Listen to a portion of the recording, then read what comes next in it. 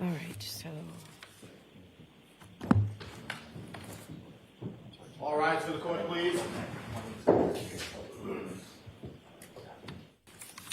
Yay. All persons have any business before the Honorable Beverly Cannoni, Justice of the Norfolk Superior Court, before the County of Norfolk. Draw near, give your attendance, and you shall be heard.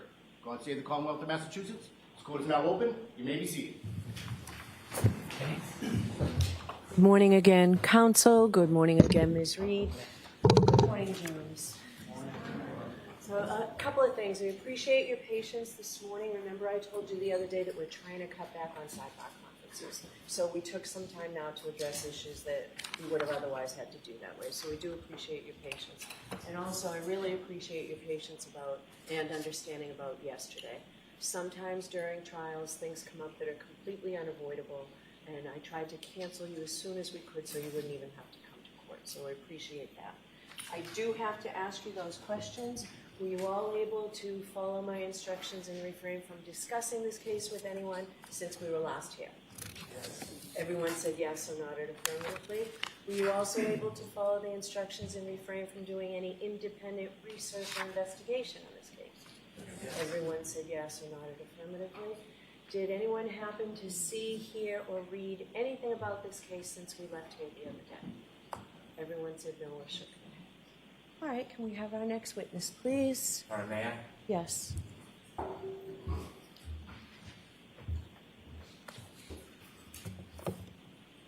The Commonwealth seeks to introduce two clips. Okay. The first clip the Commonwealth would seek to introduce and show the jury is clip 20.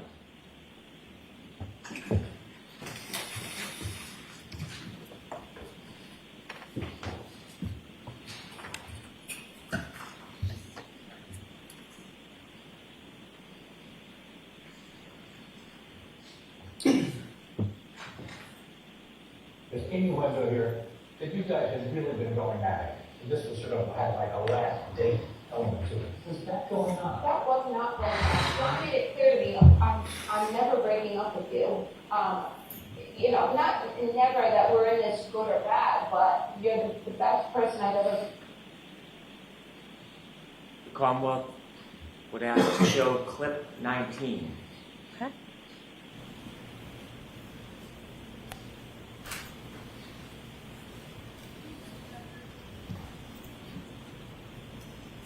I don't think, I don't see how John would have known about my text with Brian.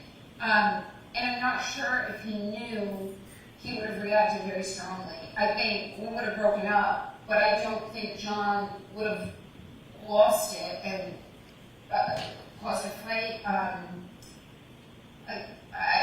I didn't feel like John's emotions with me got really strong. Thank you. Sure.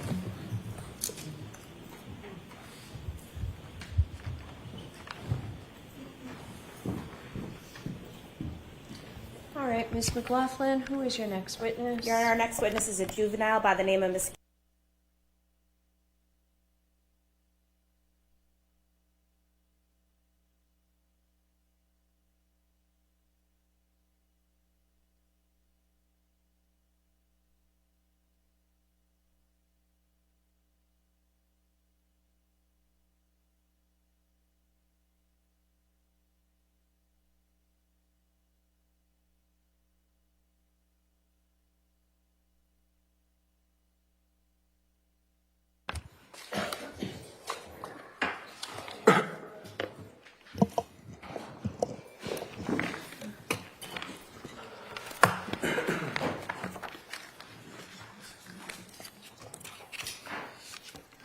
All right, Mr. Lally, whenever you're ready.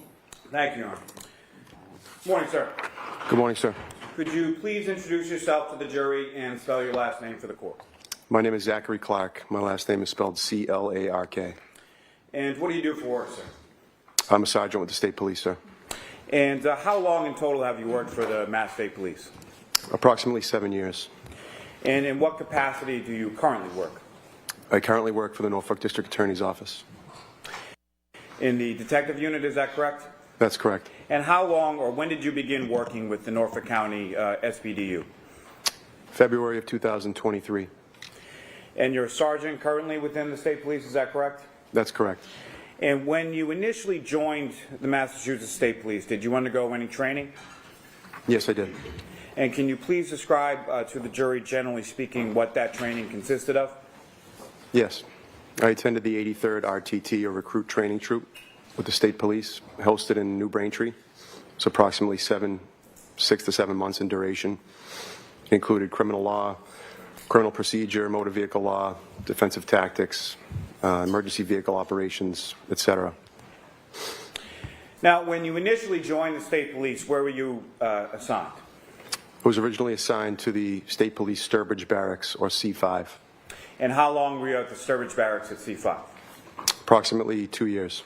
And where did you go from there? From there, I transferred to the Crime Scene Services section in 2020, and I spent 3 years in that unit. And what specialized training did you receive in relation to that work with the Crime Scene Services section? Upon entry to that unit, troopers assigned are put through an in-house training program hosted by the state police. It's the lion's share of a year.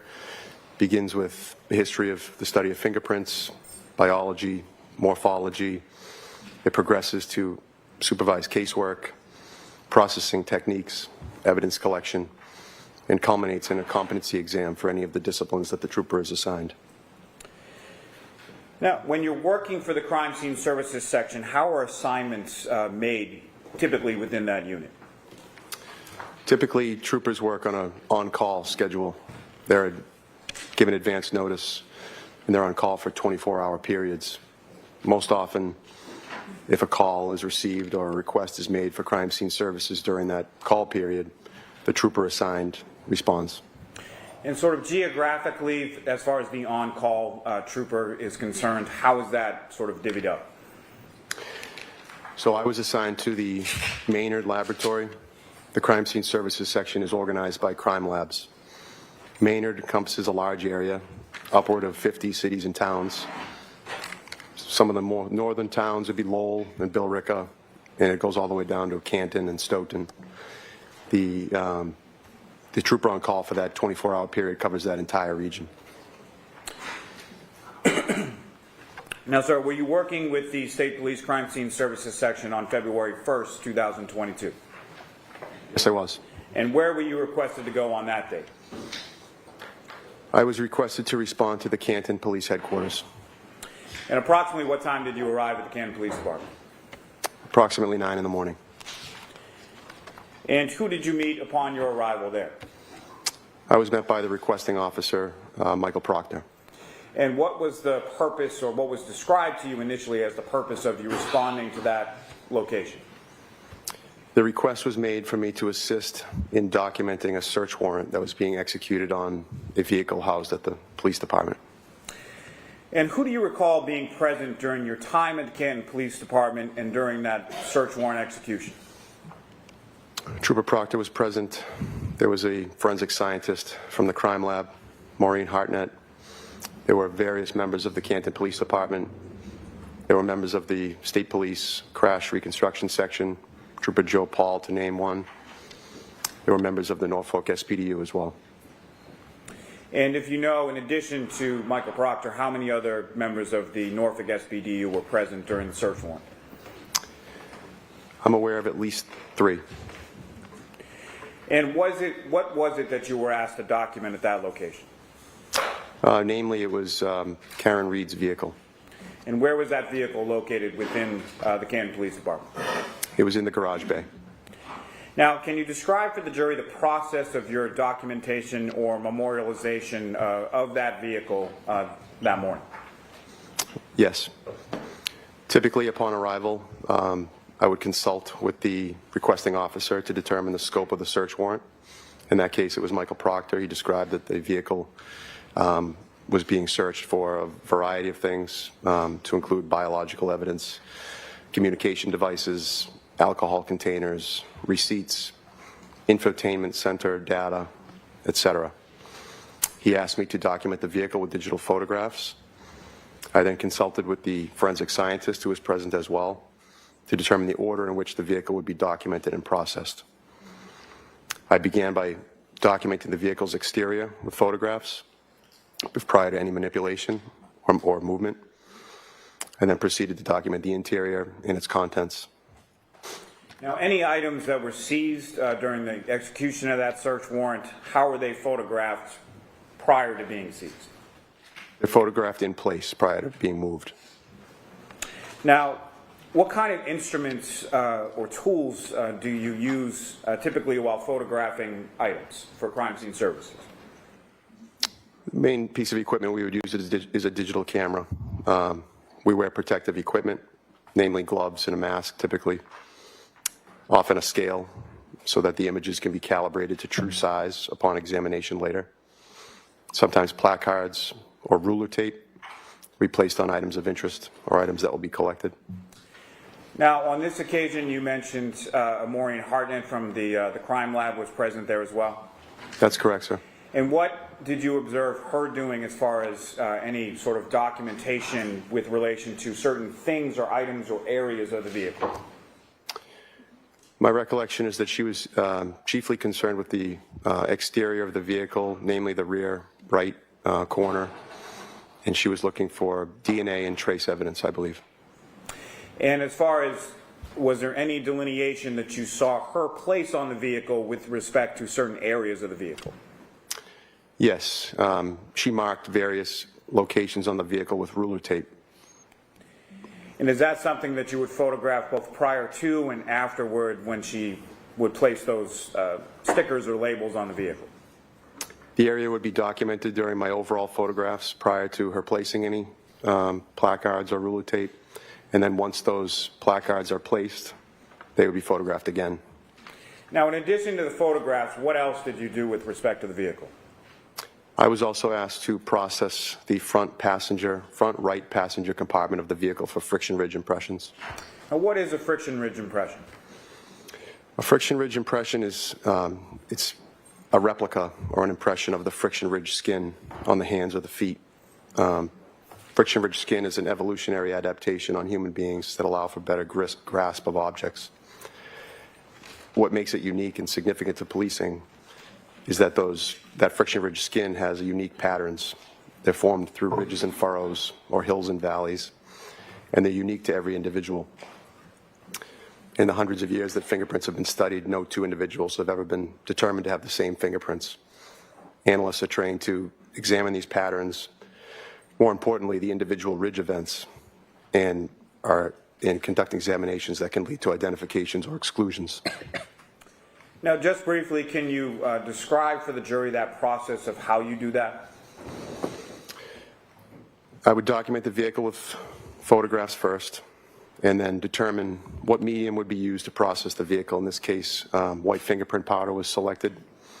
The particular area processed was relatively small. It was the front passenger compartment, interior and exterior. I focused on surfaces that were more conducive to friction ridge impressions.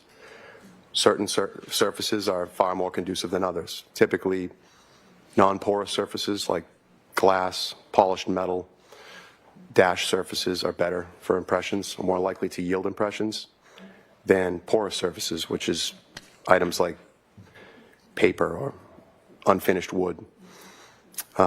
The area was processed with white fingerprint powder, examined, and no impressions of value were determined to be present. Now, just briefly, Trooper Clark, when you say no impressions of value were determined, can you explain to the jury a little more, expound upon what that means?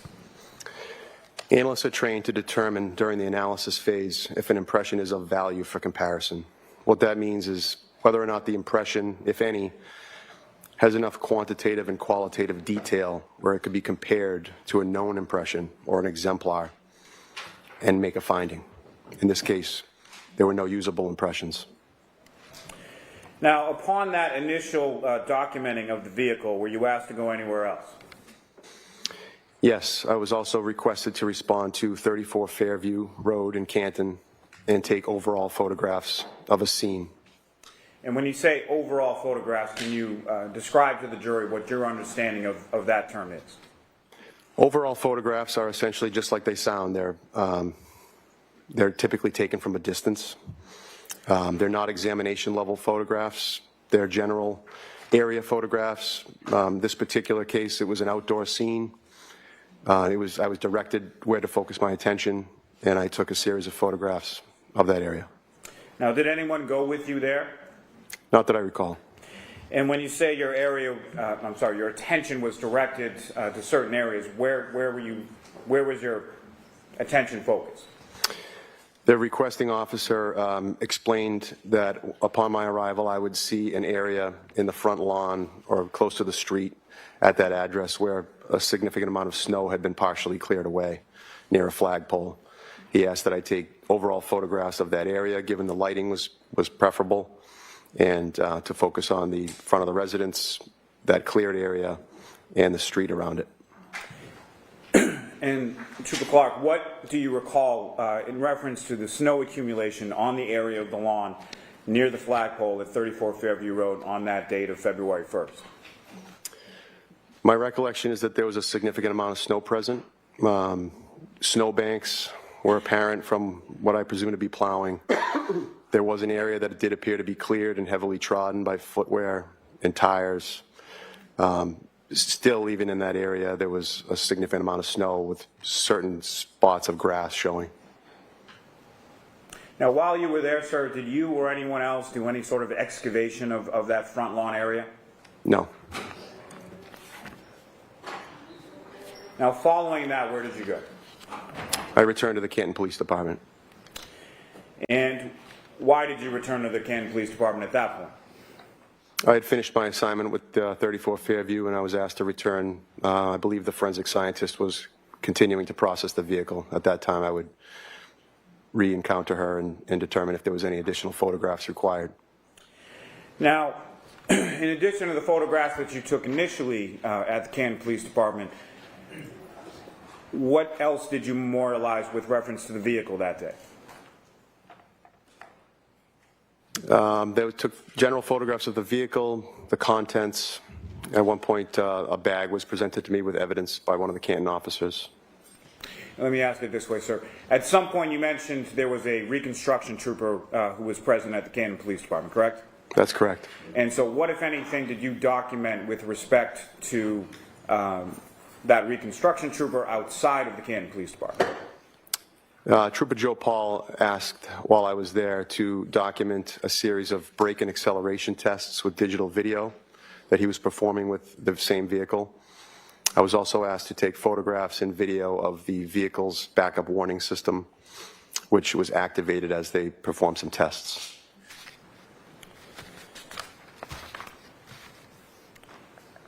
Your Honor, may I approach? Yes.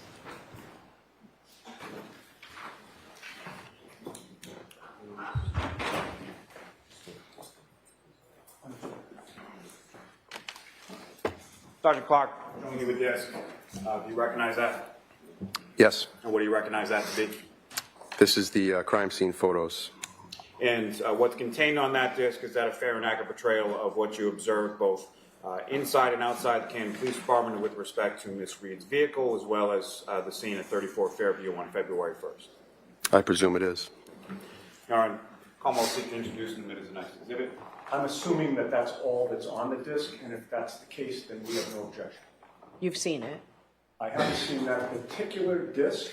We have received the photos in discovery. I'm not concerned about that. Okay. Oh, that'll come in. Thank you, Your Honor. Exhibit 133.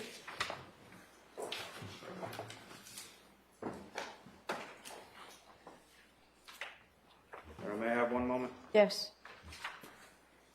Your Honor, with the court's permission, if I could just publish a few of those photos to the jury. Okay.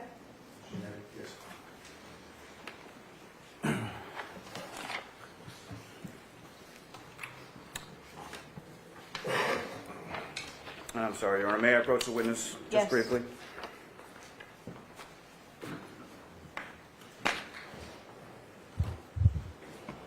Your Honor, I'm presenting you with 3 photographs. Do you recognize what's depicted in each of those 3 photographs? Yes, I do. And what do you recognize depicted in each of those 3 photographs, in general? I would describe these as mid-range and a close-up photograph of the vehicle's dash area. And Your Honor, separately, may I Commonwealth seek to introduce and admit as the next three exhibits? All right, well, I'd like to do it as one exhibit. ABC? Please, yes. Yes.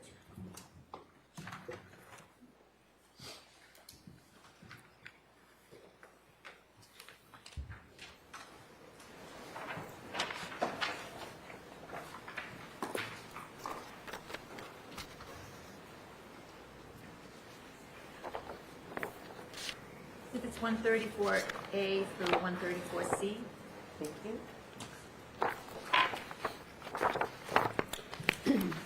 And my apologies, Your Honor. With the court's permission, may I now publish some of those photos? Yes. Thank you. Ms. Gilman, if I could have photograph 2616.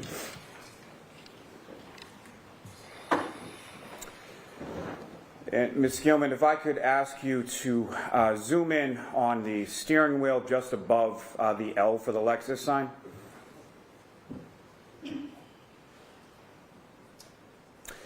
And Sergeant Clark, do you see what's depicted up on the screen? Yes, I do. And from this photograph, just above the steering wheel on the right-hand side, what do you observe there? Vehicle's odometer reading? And is that what the odometer read as far as when you took this photograph outside of the Canton Police Station on February 1st? Yes, it is. And Ms. Gilman, if I could have 2617. And again, Ms. Gilman, if you could just zoom in a little on the center of that photograph. And again, Sergeant, if you could describe for the jury what we're looking at in this photograph. This is a mid-range photograph of the vehicle's display screen, the center console, with the what I would describe as the backup warning system activated as the vehicle approaches a pedestrian. And lastly, Ms. Gilman, the next photograph, which is 2618. And again, Sergeant, what are we looking at in this photograph? More or less the same as the last photograph, sir. Closer up image than the prior photograph, is that correct? That's correct. Thank you. Ms. Gilman, you can take that down.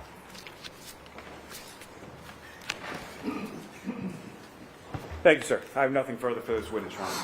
All right. Mr. Giannetti? Thank you, Your Honor.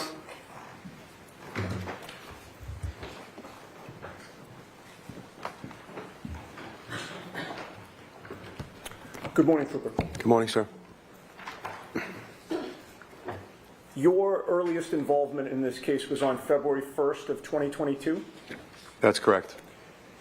You ended up, and by the way, at that time, you were a trooper assigned to the Crime Scene Services section, That's correct. and that was in which town in Massachusetts?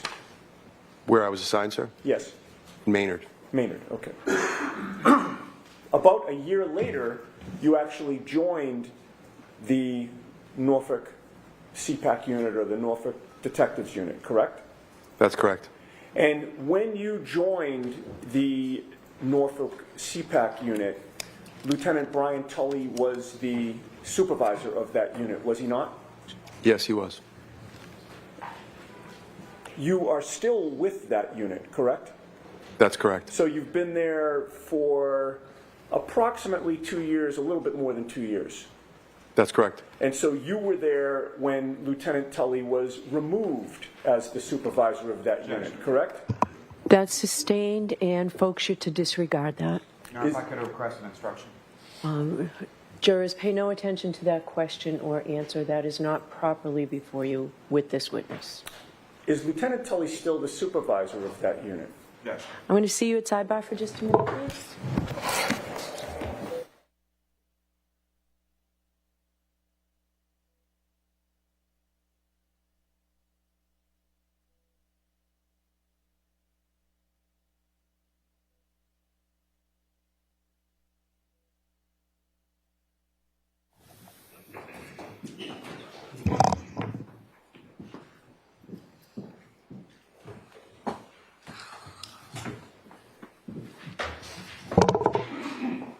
Okay, so going back to February 1st of 2022, you learned that Michael Proctor had called your unit, resulting in your involvement in this case on that date, correct? That's right. And Michael Proctor had requested that you go to the Canton Police Station? That's correct. At the time, were you aware that the Canton Police Station, or the Canton Police Department, I should say, had a conflict of interest with this investigation? Objection. Rephrase it. Rephrase it. Well, were you aware, when you were called out on this case, that John O'Keefe had been found mortally wounded on Brian Albert's lawn? I was advised of that fact upon my arrival. Okay.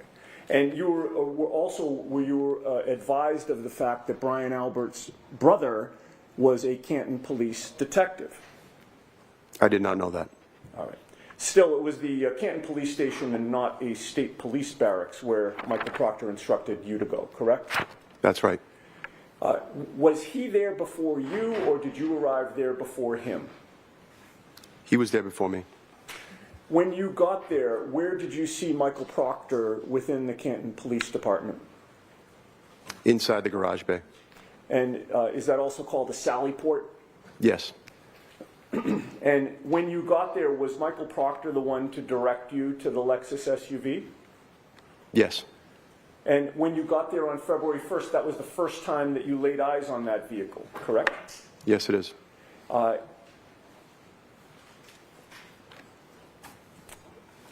There was no other investigator from the State Police Detectives Unit or the CPAC unit there with the Lexus SUV except for Michael Proctor, correct?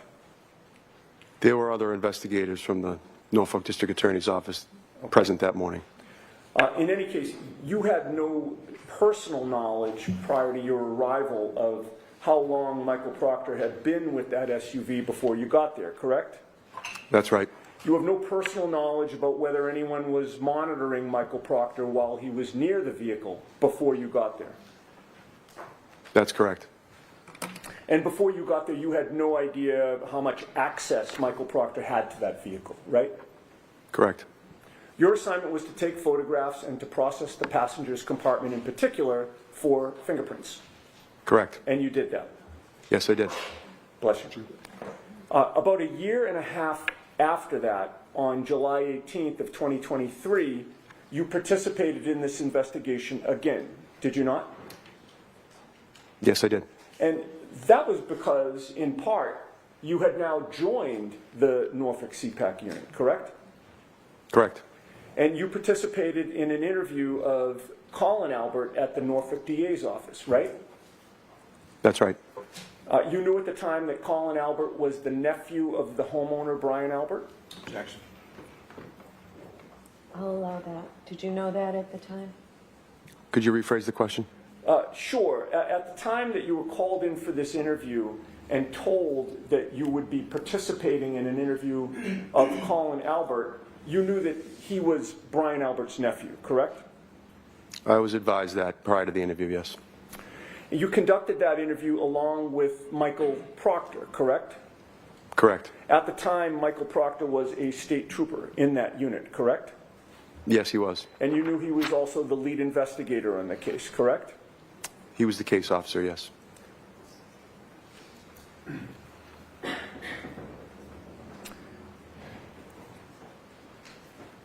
At the time of that interview on July 18th, before you began questioning of Colin Albert, had Michael Proctor revealed to you his connections with the Albert family? Objection. Sustained. Will you approach? Go on to the next area. Let's see if we can come back. Did Michael Proctor reveal to you that he and Kevin Albert had socialized together by drinking alcohol in his cruiser? Sustained and jurors, I'm going to ask you to strike that question. Disregard. I need to be heard at sidebar. I will hear you.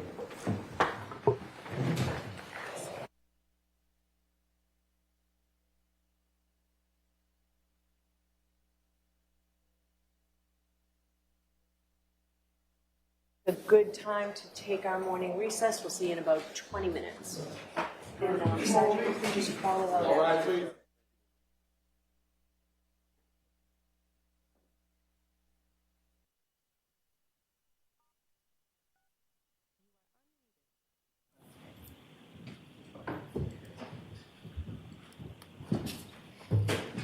All right, so I'll see counsel at sidebar. Court is back in session, meeting.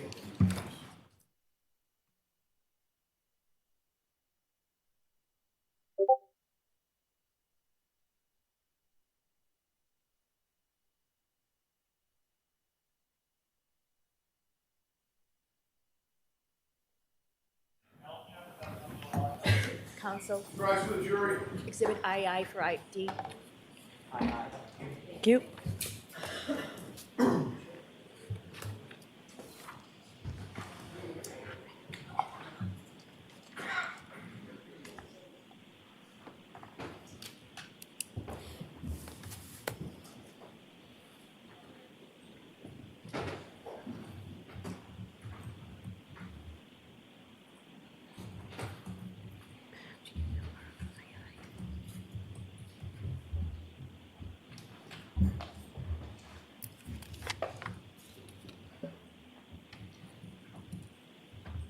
Court is in session, please be seated. All right, may we have Sergeant Clark, please?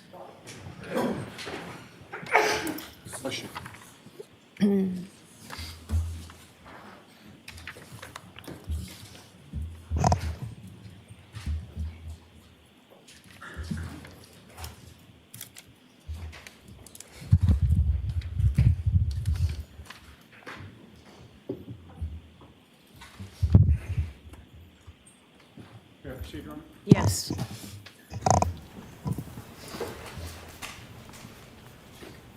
Sir, when you went with Michael Proctor to interview Colin Albert, you knew that the case originated on January 29th of 2022, I was aware of that. and the date that you conducted that interview was July 18th of 2023. That's correct. Did you ever ask Michael Proctor why he waited a year and a half to interview Colin Albert? I did not. Once that interview was concluded, one of the two of you had to write a report to document what Colin Albert had told you, correct? That's correct. And Michael Proctor, as the lead investigator, was the one to write the report, correct? Michael Proctor wrote that report. You did not write it. Correct. He chose the language to use in that report, correct? Correct. And you weren't standing over him while he was typing it up, correct? Correct. And he wrote that report to his supervisor without running every word by you, correct? That's correct. Did you ever review that report to check whether it was accurate? Not before it was published. And the only other thing I have for you, sir, is you were called to photograph evidence on February 1st. Were you ever asked to go to 34 Fairview Road on February 8th to photograph and document evidence supposedly found on that day? No, I was not. Were you ever asked to go to 34 Fairview Road to document any evidence on February 10th? No, I wasn't. How about February 11th? No, sir. And then on February 18th, nearly 3 weeks after January 29th, did anybody contact you to ask you to come out and photograph and document evidence that was supposedly found 3 weeks later? Ask it differently, Ms. Yes. Giannetti. Were you called out to 34 Fairview Road on February 18th of 2022 to photograph and document anything? February 1st was the only date I was called to 34 Fairview, sir. So the answer to my question is no, correct? That's correct. Thank you, sir. Is there any follow-up, Mr. Lally? All right, go right ahead, Mr. Lally. Thank you, Your Honor. Thank Good you, morning, Your sir. Honor. Thank you for morning. Could you please state your name? Yes, Your and Honor. spell your last Combo name for call the jury? Evan Brent to the My stand. name is Evan Brent, B-R-E-N-T. And what do you do for work, sir? I work for the Massachusetts State Police And how long have you been a trooper with the Massachusetts State Police? for just under 8 years. And in what capacity do you currently work with the State Police? Currently, I am a sergeant and I'm assigned to the Leominster Barracks.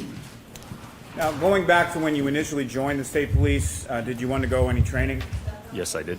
And could you please describe for the jury, generally speaking, what that training consisted of? I went to the State Police Academy in New Braintree. I attended the 83rd Recruit Training Joint. All right, go right ahead, Mr. Lally. Thank you, Your Honor. Good morning, sir. Good morning. Could you please state your name and spell your last name for the jury?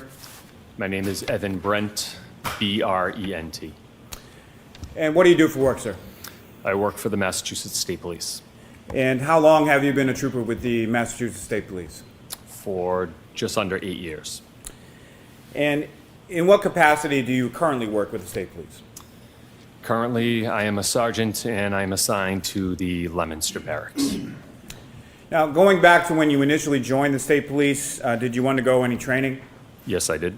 And could you please describe for the jury, generally speaking, what that training consisted of? I went to the State Police Academy in New Braintree. I attended the 83rd Recruit Training Troop from August 2017 until January of 2018. And I learned about different topics that you would expect to learn about at an academy, such as criminal law and procedure and motor vehicle law, to name a few. Now, when you joined the State Police, where were you initially assigned? I was initially assigned to the Holden Barracks And how long were you at that barracks? for about 3 or 4 months. And where did you go from there? I went to the Charlton Barracks And how long were you in Charlton? for a little over a year. And then following Charlton, where did you go from there? I went to a unit called Crime Scene Services. Now, what specialized training did you receive in relation to that work with the Crime Scene Services Section unit? New members assigned to crime scene undergo a progressive training program that consists of completing a series of modules, each of which has assigned readings and a written test for each one. It moves on to assisting in the lab and then eventually assisting in the field. There's additional assigned readings, classroom instruction, and it concludes with a series of competency tests that must be passed before you are assigned your own casework. Now, when you're working for the Crime Scene Services Section, how are assignments, or how are you assigned to a particular case or investigation? As cases come in, if you're on call, you would own that case if it's your call day, if something comes into the lab or something you need to respond to. And how long do those on-call periods typically last for? Typically, when I was there in Maynard, it was 24 hours. So you would own a day starting at 7 in the morning, and it would go all the way until 7 the next morning. Now, how big of an area does that particular unit, the Crime Scene Services Section, how big of an area does it cover? The Maynard lab covers somewhere between, I think, 50 and 55 different municipalities. Now, sir, were you working with the State Police Crime Scene Services Section on February 3rd of 2022? Yes, I was. And where were you requested to go on that date? I was requested to respond to an address in Canton. And do you recall what that address was? It was 34 Fairview. And approximately what time did you arrive at that location on Fairview Road? It was about 9:45 in the morning. And who did you meet upon your arrival there? I met with several members of the State Police Detective Unit for Norfolk County. And do you recall specifically who those members of the State Police Detective Unit were? Yes, there was Lieutenant Tully, Sergeant Buchanan, Trooper Proctor, Trooper DeChico, and Trooper Moore. And when you arrived there, what were you asked to document on that occasion? There was a search effort digging through some snowbanks that they were looking for some items. They wanted me to document it with photography. Now, during that search effort, were items located and recovered? Yes. Now, can you describe for the jury the process of item recovery that you observed there on that day?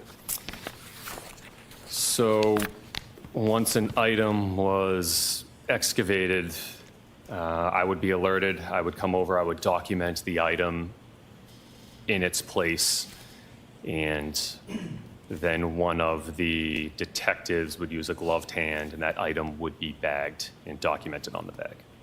Was that the same with respect to each item that was photographed by you and then bagged by the State Police Detective Unit? Yes.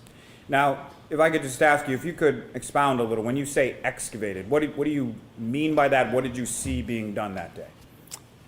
They were digging with shovels. And as far as the items that were recovered, do you recall where they were in relation to the snow pile and the ground itself? Some were on top of the snow, so there was some significant snow melt. I think that day it was raining out, and it was much warmer than it was the previous 3 days. So some had been revealed by this melted snow, so they were on top. Others were under a foot and a half of snow. Now, what kind of instruments or tools do you use in addition to your camera when you're photographing items? So items of interest would be documented with a scale, so that way it would show how big the item is. And why is it that you use a scale as far as photographs are concerned when it comes to certain items? Because some of the photos, you wouldn't be able to tell how big the item is or proportionally what it looks like. So it has the scale's just a little ruler that shows exactly how big the item is. Now, sir, upon your completion of documenting recovery of items at Fairview Road, were you asked to go anywhere else? Yes, I was. And where were you asked to go? I was asked to go to and address 1 Meadows Road. And who went with you there? Trooper Proctor. And once there, what were you asked to document or memorialize at that secondary location of 1 Meadows Ave? There was a vehicle in the driveway that he wanted me to document. And was that a Chevrolet Traverse, is that correct? Yes. And were you asked to document anything else with respect to the home adjacent to that driveway? There was a camera up above the garage that he had pointed out, so I just documented that as well. Thank you. Your Honor, may I approach? Yes.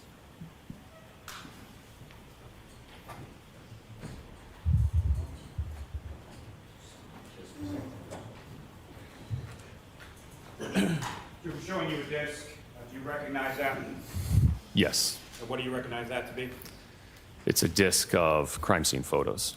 And the photos on that disc, are those the photos that you took at each of those respective locations on February 3rd, both 34 Fairview and 1 Meadows Ave? Yes. And what's contained on that disc and those photos, is that a fair and accurate portrayal of what you observed at each of those respective locations that day? Yes, it is. Your Honor, Commonwealth seek to introduce in the minutes the next exhibit. And same caveat, as long as that's all that's on that disc, we have no objection. Okay. Coming in. Exhibit 135.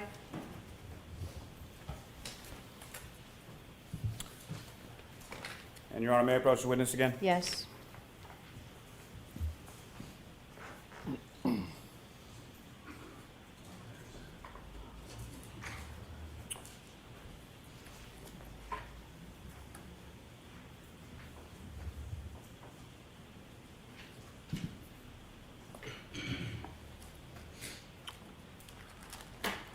Sir, I'm handing you a series of 7 photographs. Do you recognize generally what's depicted in those 7 photographs?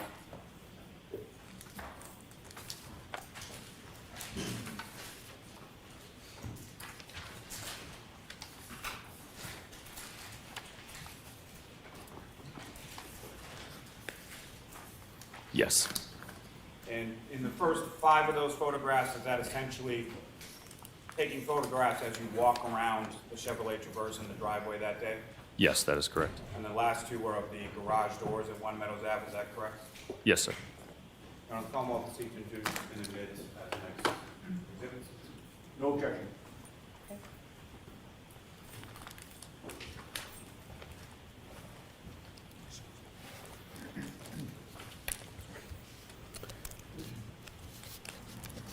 Exhibit 136.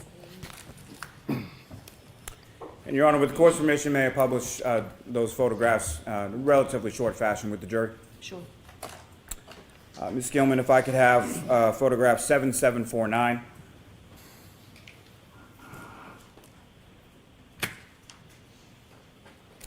And Trooper, just briefly, what are we looking at in this photograph?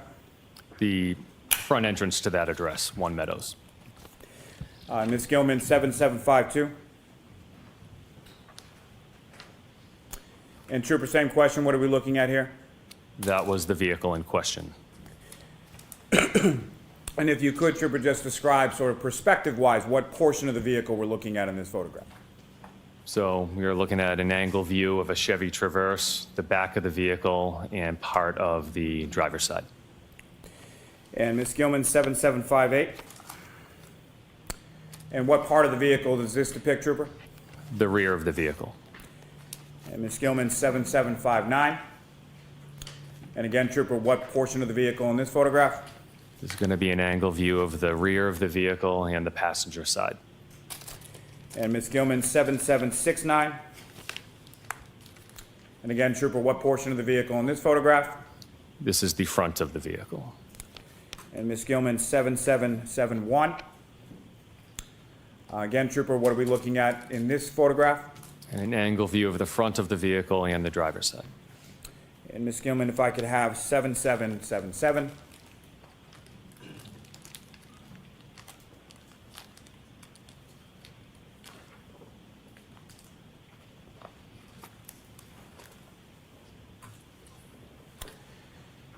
And again, Trooper, what are we looking at in this photograph? This is the driver's side rear quarter panel. And Ms. Gilman, 7791. Now, you also took photographs of the garage doors at One Meadows Ave, is that correct? Yes, sir. Okay, and how many garage doors did you observe there that day? And 2 garage doors. And which of the two is this? This is going to be the right garage door. And Ms. Gilman, if I could have 7795. And which of the 2 garage doors is this, Trooper? This will be the left garage door. Thank you very much. Ms. Gilman, thank you very much. You can take those down.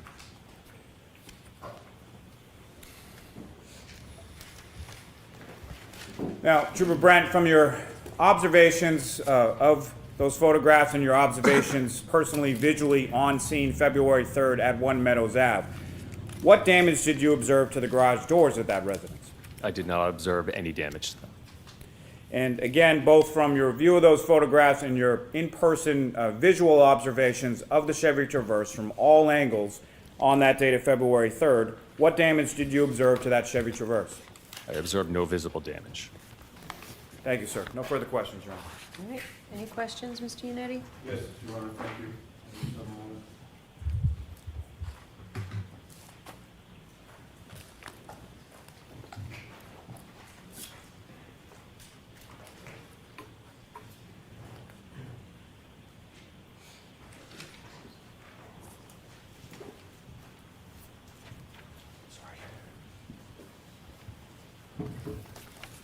Good morning, Trooper.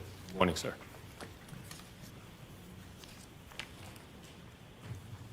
To be clear, the Chevy Traverse that you photographed at One Meadows, you did so on February 3rd of 2022, correct? Yes, sir. And you realized at the time that was 5 days prior to the incident in question, which was January 29th of 2022? 5 days after, not prior. Did I say prior? You did. Thank you for correcting me, because you're right. You were photographing it 5 days after January 29th, correct? Yes, sir. And it's fair to say, sir, that your earliest involvement in the case was February 3rd of 2022, correct? Yes, sir. So you don't know, and you didn't know at the time, who had access to that Traverse during those 5 days, correct? That is correct. Now, as of February 3rd of 2022, you, I believe, testified you were part of the Crime Scene Services section of the Massachusetts State Police, correct? Yes, sir. You met former Trooper Michael Proctor on February 3rd at 34 Fairview Road in Canton? Yes, I did. At the time, did you know you were at the home of a Boston police officer named Brian Albert? I did not. And February 3rd was the first and only time that you responded to 34 Fairview Road, correct? That is correct. With regard to anything that you saw on the lawn or on the snow that day, you have no personal knowledge as to how any of those items got there, correct? I do not. And 5 days after January 29th, you had no personal knowledge at the time of who had access to that front lawn during those 5 days, correct? That is correct. You had no information that a guard had ever been posted near that lawn? Not that I'm aware of. And when you got there, there was no crime scene tape, correct? No, there was not. There was no tent? No. Other than the police officers standing there on February 3rd, the lawn was open to anyone who wanted to look at it, just like any other lawn on the street, right? I'm unaware of that. I don't know. Now, in terms of your actions that day in documenting the scene with photographs, you did not write a report on what you saw and what you photographed, correct? I took notes of what I saw and what I photographed. Michael Proctor was the one to write the report in which he reported that you were the photographer on scene, correct? I don't know what Michael Proctor did for a report, so I can't testify to that. Okay, but you didn't write a report. I wrote a report of what I did, showing up at the scene and taking photos, and then submitting those photos to the Norfolk County Detectives Unit. You knew at the time that Michael Proctor was the lead investigator on the case, correct? Yes, I did.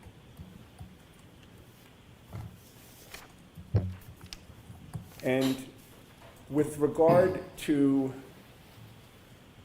other dates in February, on February 8th of 2022, were you asked to go back to 34 Fairview Road to document and photograph anything found on that day?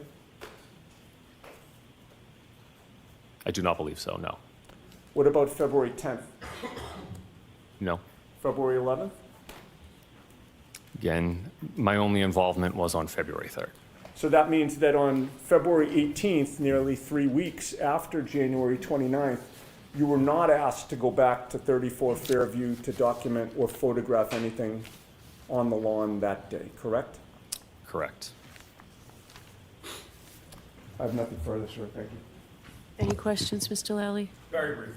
Okay.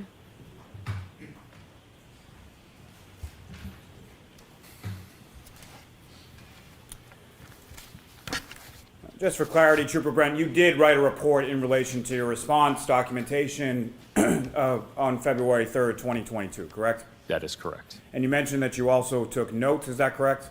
That is correct. And what did those notes entail? It detailed several items that were collected, my response times, and who else was there on scene. Now, when you were there on scene, as far as 34 Fairview on February 3rd, what did you observe as far as these, you mentioned that the weather had gotten warmer, some snow had melted. What did you observe specifically as far as the snow accumulation on that front lawn area in the area of the flagpole of 34 Fairview? Objection beyond the scope. Sustained. Sustained.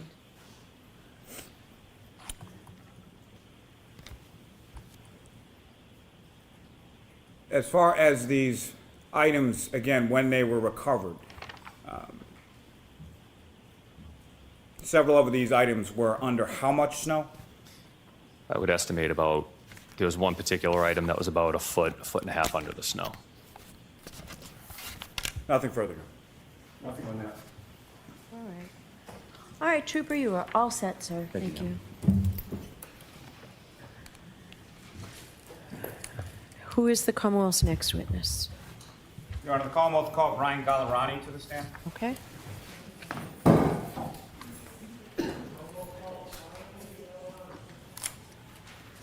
Your Honor, as this witness is approaching, can I just move into evidence clips 19 and 20 that were previously played for the jury? Yes. Thank you.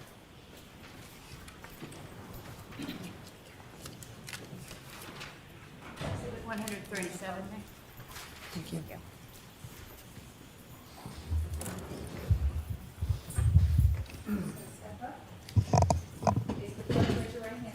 You solemnly swear the evidence you give before the jury in the case now and here true the truth, the whole truth, and nothing but the truth, so help you God. I do. Thank you.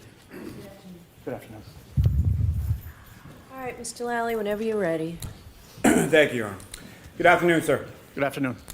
Could you please introduce yourself to the jury and spell your last name for the court? Ryan Gallerani, Gallerani. And what do you do for work, sir? I'm currently employed as a sergeant for the Needham Police Department. And how long in total have you been a member of the Needham Police Department? 19 years. And how long have you held the rank of sergeant? 2 years. It'll be 2 years in July. Now, prior to holding the rank of sergeant with the Needham Police Department, what did you do before that at the Needham Police? I was a detective for 8 years. Now, over the course of your work as a detective with the Needham Police Department, what training have you received in regard to collection of biological samples? I've been certified by the Mass State Police since 2015 in collecting DNA. Now, can you explain just briefly to the jury sort of what that process of certification entailed? Sort of how did you become certified? Excuse me. So specifically, I was certified in DNA buccal swab, which is the process of obtaining cells suitable for comparison, DNA comparison, by swabbing a person's cheek, cells, and gums. And that certification that you received, is that up to date at this point? It is. Now, at some point on January 16th of 2024, did you have occasion to collect buccal swabs or samples in relation to this case? I did.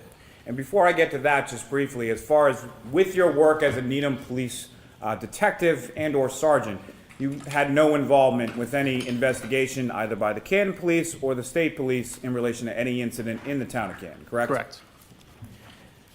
Now, with respect to that date of January 16th, where did you go? I went to Norfolk County DA's office in Canton. And who did you meet with, or who did you collect samples from on that occasion? I collected samples from Trooper Proctor and Sergeant Buchanan. And again, briefly, can you explain to the jury the process of that collection of samples from Sergeant Buchanan and Trooper Proctor? So I swabbed the inside of their mouths with a cotton swab.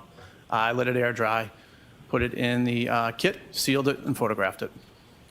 And then following your collection, what did you do with those collections once you had them? I brought that back to the Needham Police Department and entered it into the evidence locker.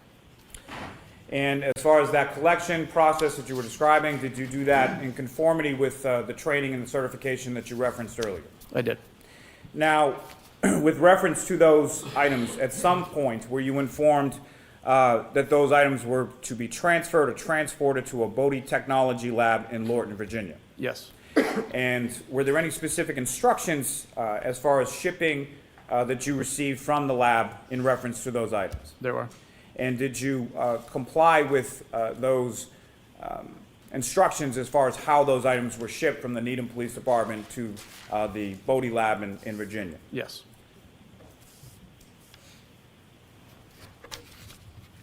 I have nothing further. Thank you. Any questions from the defense? Very briefly, Judge. Good morning, sir. Good morning. Were you ever asked to do any buccal swabs of Chief Berkowitz of the Canton Police Department? I'll allow that. No. Were you ever asked to do any buccal swabs of Detective Kevin Albert of the Canton Police Department? No. Were you ever asked to do any buccal swabs of Lieutenant Brian Tully of the Massachusetts State Police? No. Thank you. I have nothing further. Anything, Mr. Lally? No, Your Honor. All right. Thank you very much, Sergeant. You're all set. Thank you. Next witness for the Commonwealth? Commonwealth calls Maureen Hartnett.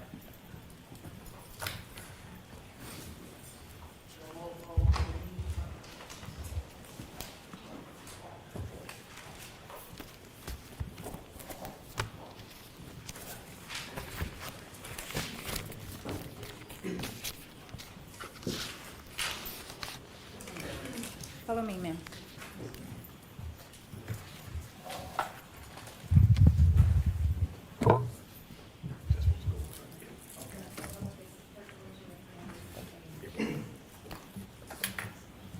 swear the evidence you give the court and jury in the case now and herein the truth, the whole truth, and nothing but the truth, so help you God? Yes, I do.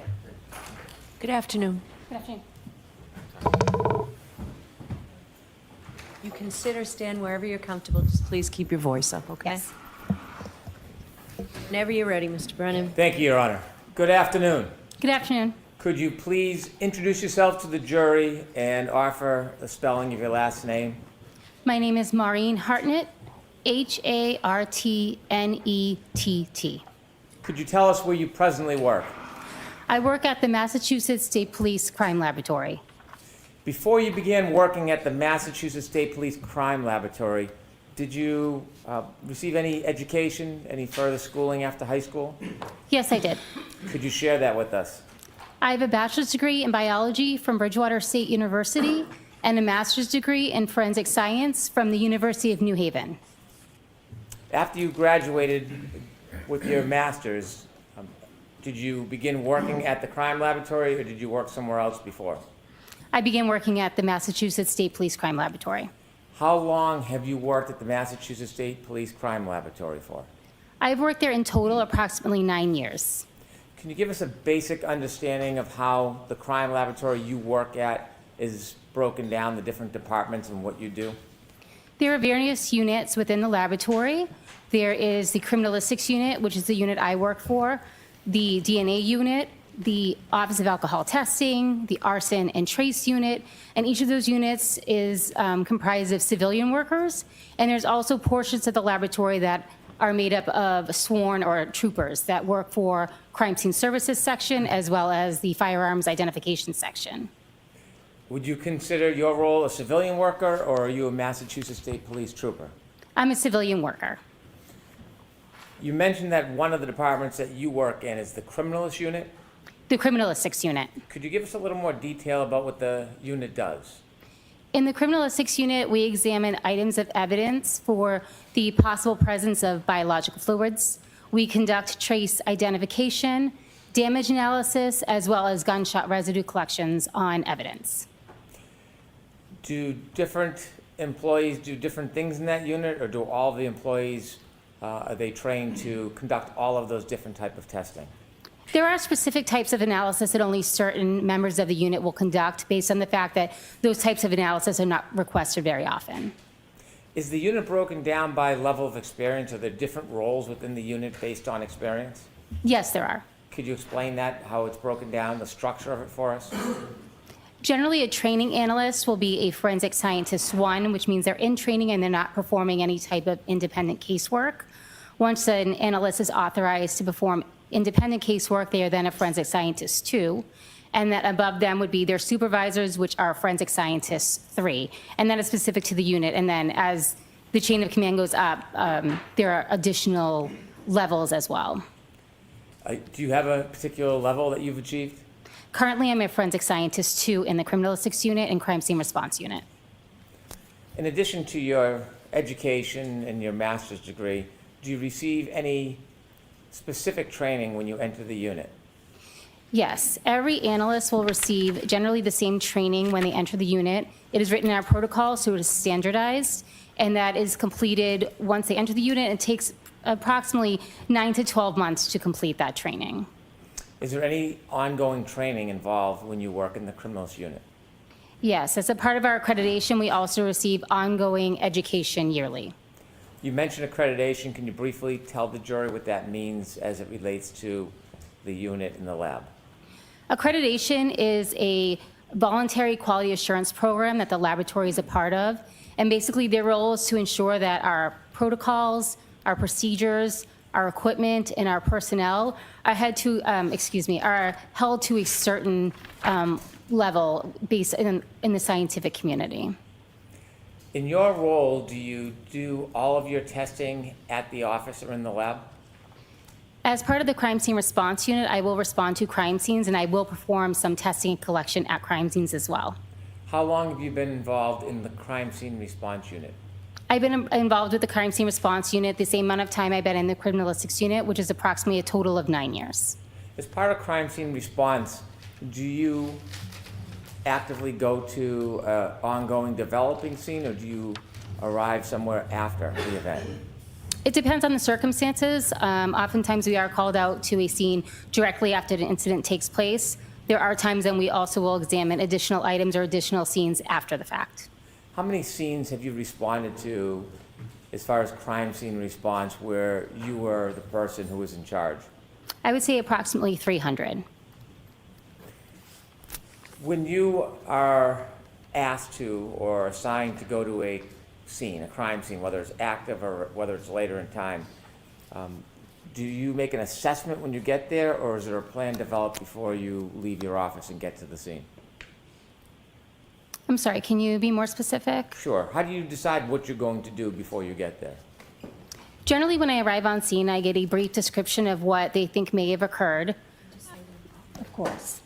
I will take an overall sketch and diagram of the scene, and I'll also take some notes of the scene before I perform any type of testing or collection.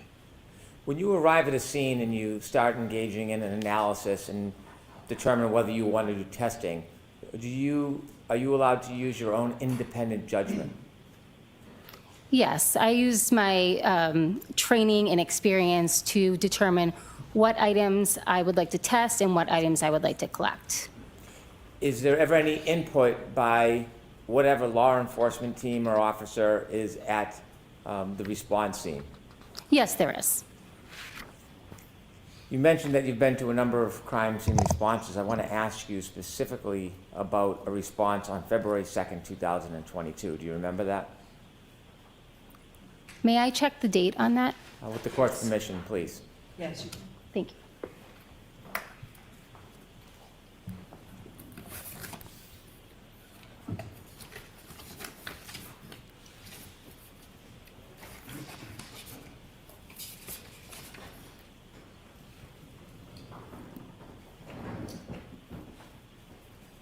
So I responded to a crime scene on February 1st of 2022.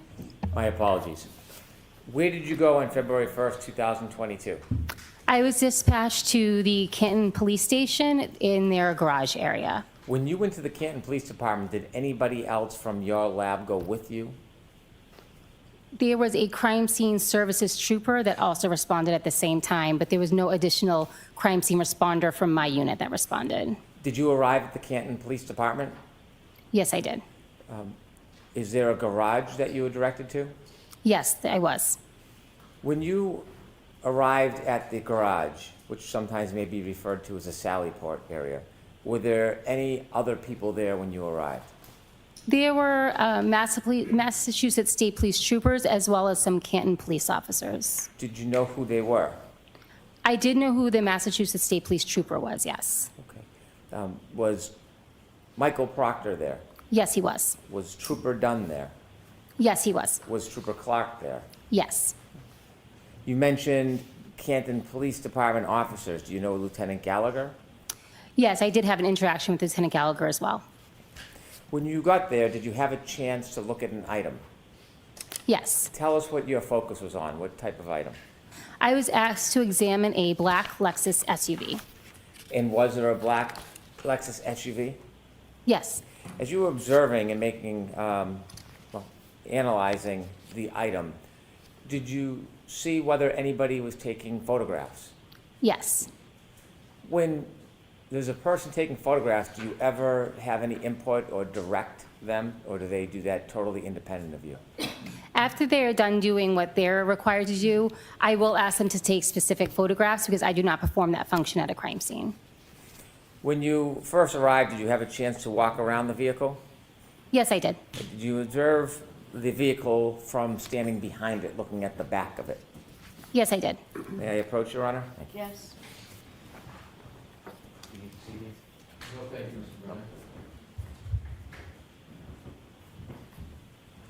I'm handing you a document. Do you recognize that? Yes, I do. And what is it?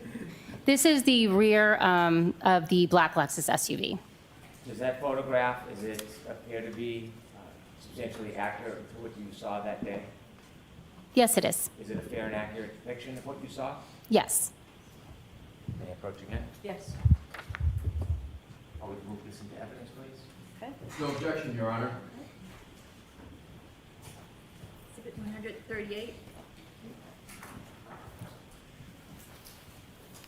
With the court's permission, I'd like to show P145. Okay.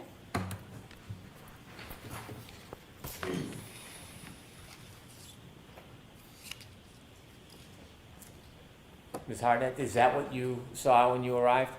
Yes, it is. Did anything stand out to you when you first looked at the back of that Lexus? I noticed there was some damage to the rear passenger area of the vehicle. You can take that down, please. Did you have a chance to walk around and look at the vehicle from the driver's side of the vehicle, the left side? Yes. May I approach? Yes.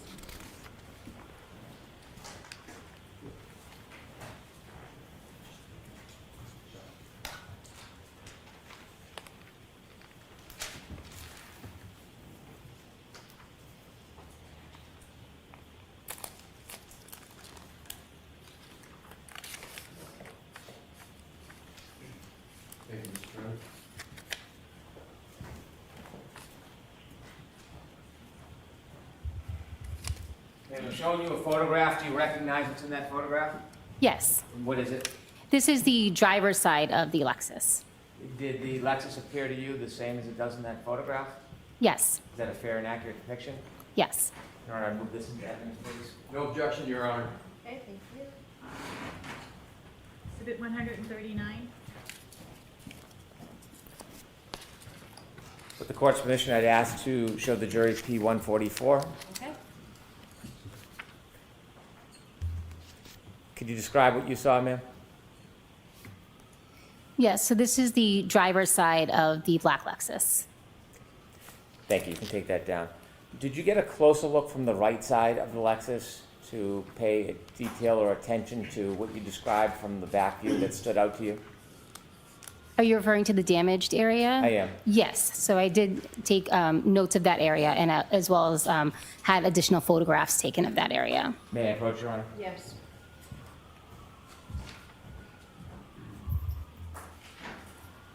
I'm showing you a photograph. Do you recognize it? Yes. What is it? This is a close-up photograph of the rear passenger side tail light area.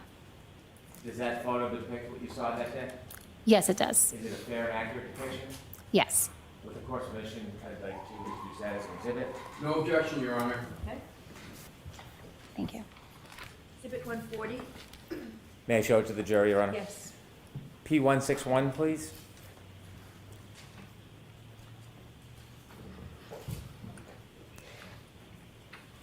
Could you describe what you saw?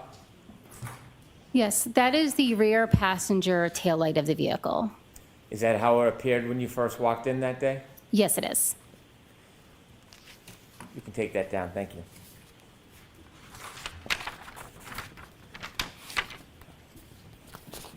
When you examine an item like a car, do you take any type of efforts to protect from contamination?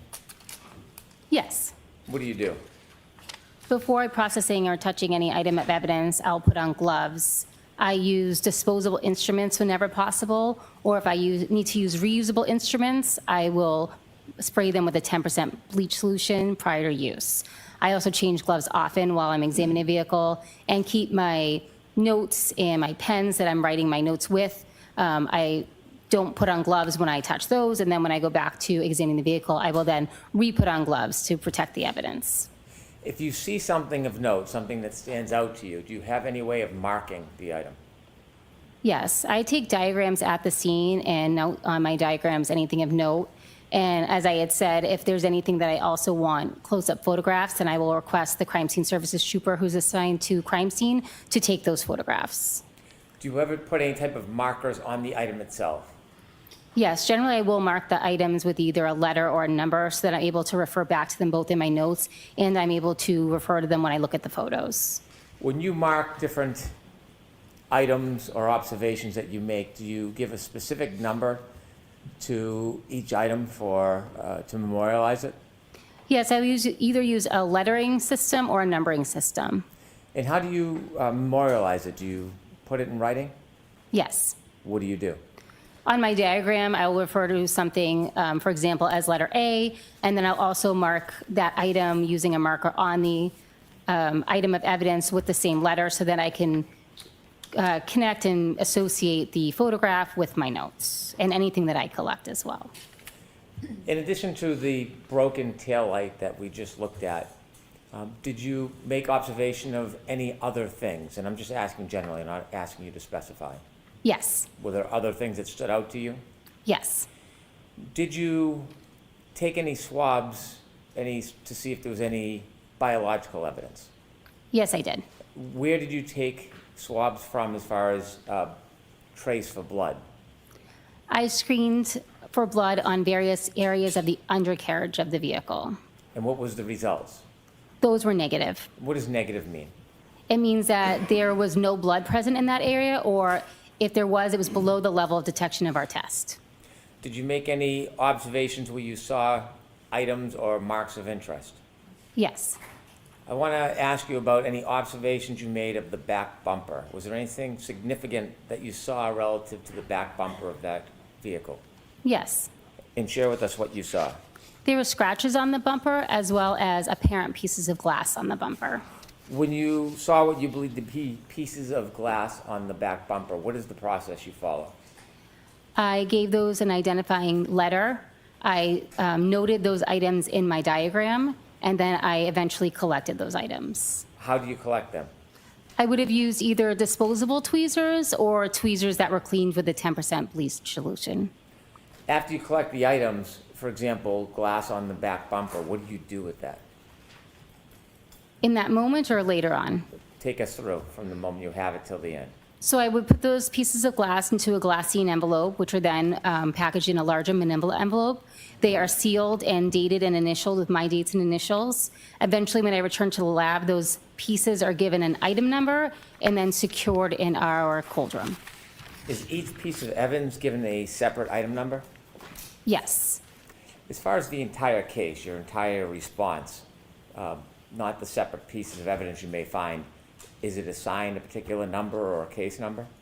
Yes, each case will get a larger case number, and then each item within that case gets an individual item number, so that item can be tracked throughout the lab.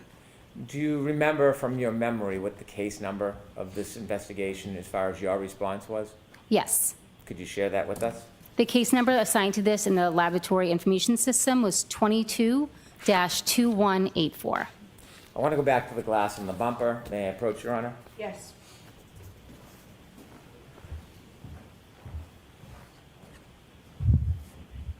I'm showing you a photograph. Do you recognize what's in that photograph? Yes, I do. Is that a fair and accurate depiction of what you saw that day? Yes. And could you generally describe what you see?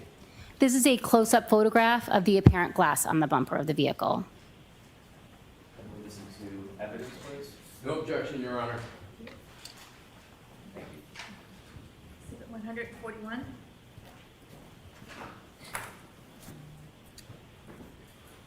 Court's permission, I'd like to show P-167 to the jury. Okay. There are two pointers in front of you. Would you mind pointing out for the jury what stood out to you? And Ms. Gilman, could we get a little bit of a close-up on that bumper, please?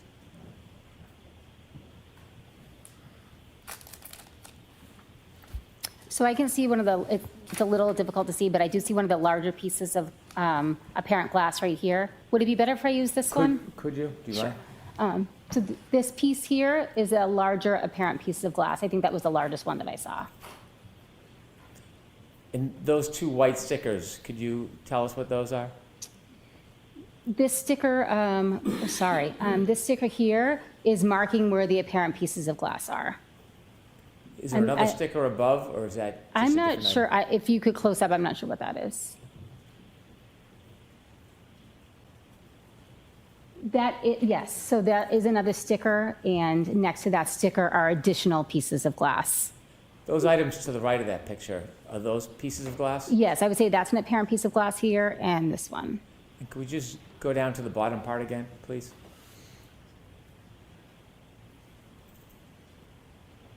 Thank you, Ms. Gilman. You can take that down. Did you collect what appeared to be items of glass? Yes, I did. Were they assigned a particular number? Yes. Do you know that number offhand? I would have to refer to my notes. With the court's permission? Yes. Thank you.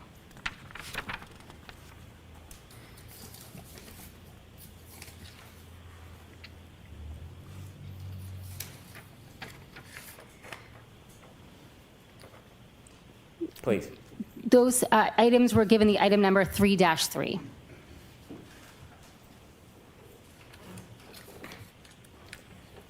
Did you focus on the right rear side of the vehicle beyond the broken taillight? Yes. Did you notice any damage, any scratches to the right quarter panel or the right side of that Lexus? Yes, I did. I noticed some scratches as well as a dent in the rear door in that same area. Let's start with the scratches first. When you notice scratches, is there a way you marked them? Yes, I would have given them a letter. And did you do that? Yes. May I approach, Your Honor? Yes.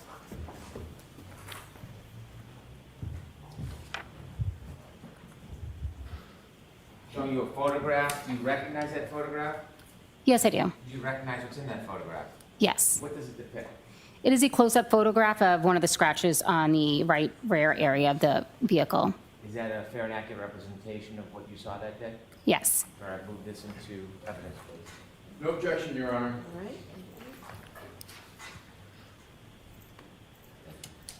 Exhibit 142. With the court's permission, I'd like to show the jury P-172. Okay.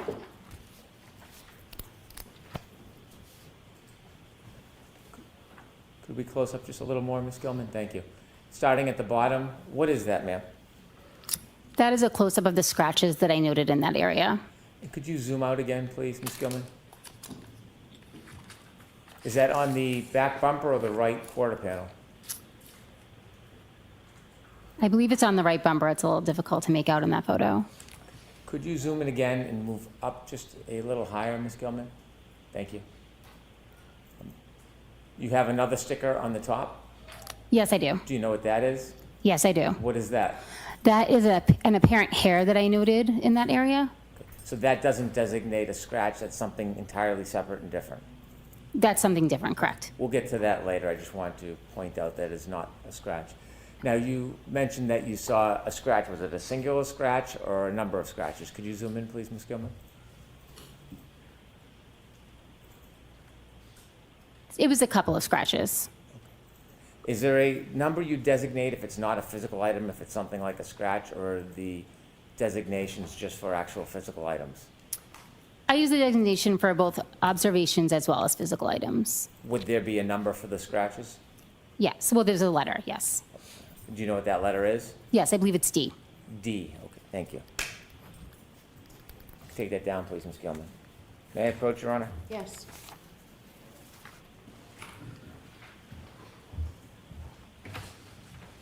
I'm showing you another photograph. Do you recognize what's in that photograph? Yes. What is it?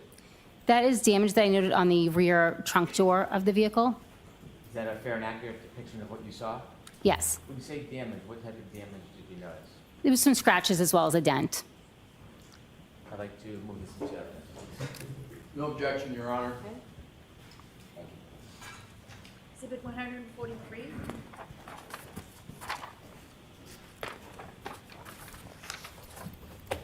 With the court's permission, I'd like to show the jury P-176.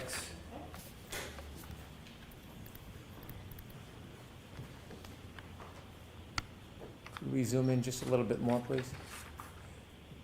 You told us that you saw both dent and scratches. Starting with the scratches with the pointer on the TV to your right, could you show us where you saw further scratches?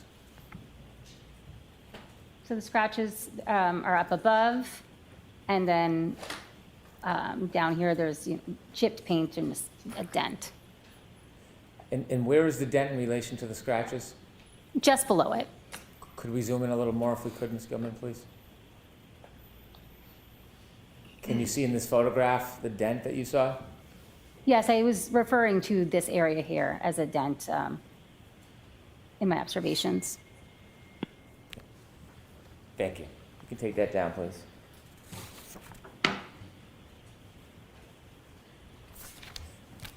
You mentioned the hair. I'm going to ask you some questions. How many pieces of hair did you find attached to that Lexus? I found one apparent piece of hair on the Lexus. Was there a designation number for the hair that you found? Yes. Do you remember what that number is? I use the letter A for that particular item.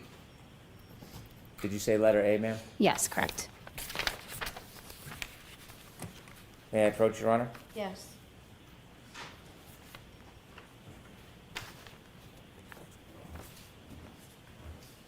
I'm going to show you two photographs. You take a look at the first photograph, please. You recognize that picture? Yes, I do. And what's in that photograph? This is a photograph of the apparent piece of hair I noted on the rear area. Is that a fair and accurate depiction of what you saw that day? Yes. Turn to the second photograph, please. Do you recognize what's in that photograph? Yes, I do. What is it? This is an additional photo of the apparent hair on the vehicle. Both photographs of the same piece of hair? Yes. And the second photograph, is that a fair and accurate depiction of what you saw? Yes. I'd like to move these two photographs into evidence, please. No objection, Your Honor. Okay, is A and B, please. 144A and 144B.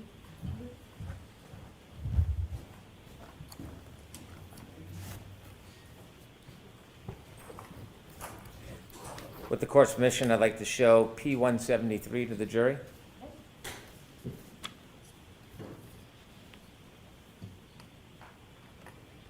If you could get in as close as possible, Ms. Gilman. Do you recognize what's in that photograph? Yes, I do. And can you share with us what you saw? This is a close-up photo of the apparent piece of hair on the rear of the vehicle. What did you do when you saw that, what you thought to be a piece of hair? I marked it with the tape. I designated it as letter A, and then I asked the crime scene services trooper to take a photograph of it. Did you try to preserve it in any way? Yes, I did. Tell us how you preserved that apparent piece of hair. I collected that hair with either disposable tweezers or tweezers that had been bleached with a 10% bleach solution. I put them in a glassine envelope and then put them in a larger manila envelope. In a larger manila envelope. What happens to that larger manila envelope? It is returned back to the lab. It is submitted under the same case number and given its own individual item number. Did you bring it personally back to the lab? Yes, I did. When you brought it back to the lab, do you remember where you brought it when you got back to the lab?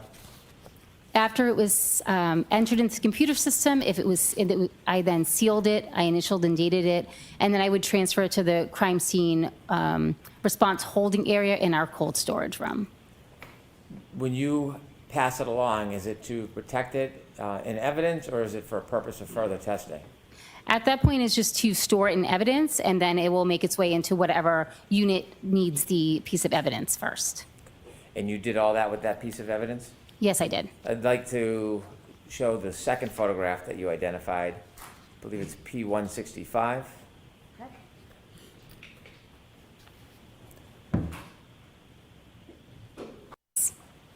like to move these two. Do you remember what that number is? I use the letter A for that particular item. Did you say letter A, ma'am? Yes, correct. May I approach, Your Honor? Yes.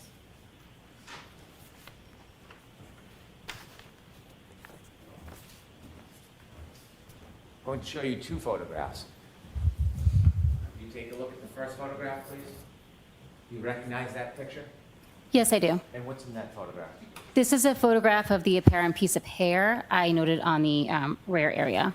Is that a fair and accurate depiction of what you saw that day? Yes. Turn to the second photograph, please. Do you recognize what's in that photograph? Yes, I do. What is it? This is an additional photo of the apparent hair on the vehicle. Both photographs of the same piece of hair? Yes.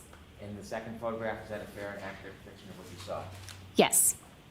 I'd like to move these two photographs into evidence, please. No objection, Your Honor. Okay, is A and B, please. 144A and 144B.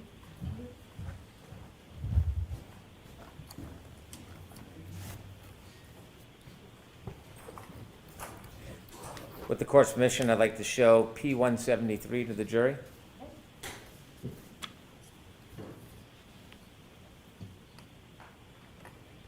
If you could get in as close as possible, Ms. Gilman. Do you recognize what's in that photograph? Yes, I do. And can you share with us what you saw? This is a close-up photo of the apparent piece of hair on the rear of the vehicle. What did you do when you saw that, what you thought to be a piece of hair? I marked it with the tape. I designated it as letter A, and then I asked the crime scene services trooper to take a photograph of it. Did you try to preserve it in any way? Yes, I did. Tell us how you preserved that apparent piece of hair. I collected that hair with either disposable tweezers or tweezers that had been bleached with a 10% bleach solution. I put them in a glassine envelope and then put them in a larger manila envelope. In a larger manila envelope. What happens to that larger manila envelope? It is returned back to the lab. It is submitted under the same case number and given its own individual item number. Did you bring it personally back to the lab? Yes, I did. When you brought it back to the lab, do you remember where you brought it when you got back to the lab? After it was entered into the computer system, I then sealed it, I initialed and dated it, and then I would transfer it to the crime scene response holding area in our cold storage room. When you pass it along, is it to protect it in evidence, or is it for a purpose of further testing? At that point, it's just to store it in evidence, and then it will make its way into whatever unit needs the piece of evidence first. And you did all that with that piece of evidence? Yes, I did. I'd like to show the second photograph that you identified. I believe it's P165.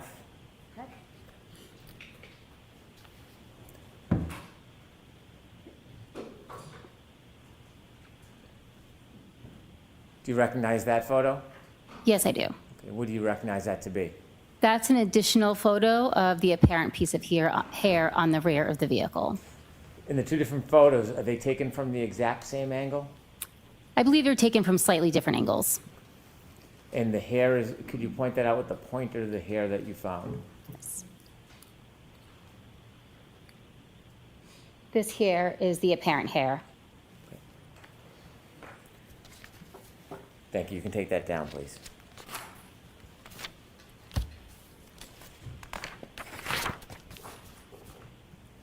Regarding the damage to the broken taillight, did you have any interest in maintaining that piece of evidence?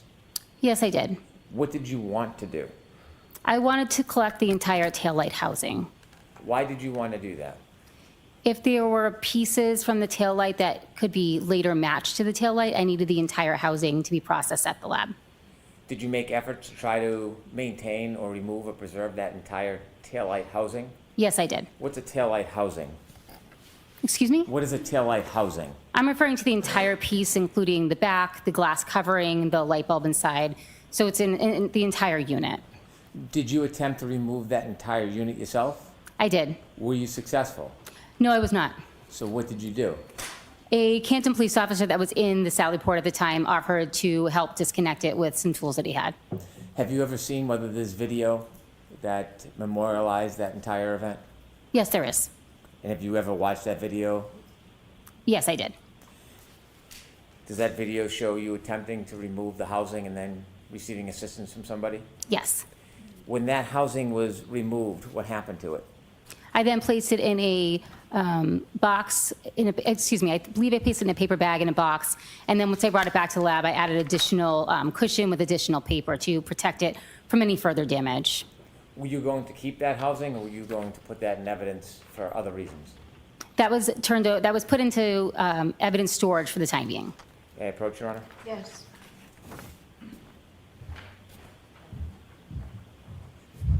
Showing you a photograph. Do you recognize what's in that photograph? Yes, I do. What is it? This is a photograph I took of the taillight housing back at the laboratory upon examination. Is that in substantially the same condition as when you saw it? Yes. Any differences whatsoever from when you saw it? Not that I noticed, no. Is that photograph fair and accurate of what you saw that day? Yes. Your Honor, move this photograph into evidence. No objection, Your Honor. Okay. Exhibit 145.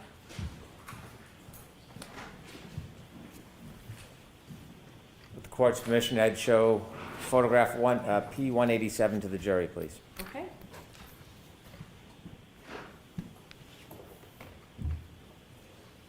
Could you tell us what that is? That is a photo that I took of the taillight housing at the laboratory. And that's after it's obviously removed from the vehicle. Yes, that's correct. And that was packaged and preserved? Yes. You could take that down, please. Do you have the actual item, the actual housing with you? I believe it is here, yes. With the court's permission, I'd ask the witness to be able to open the item, show it to the jury, and then I would move it into evidence. Okay. Thank you. If you would you please remove the item from that box? Yes. May I approach? Yes. Do you have gloves available? I brought gloves, yes.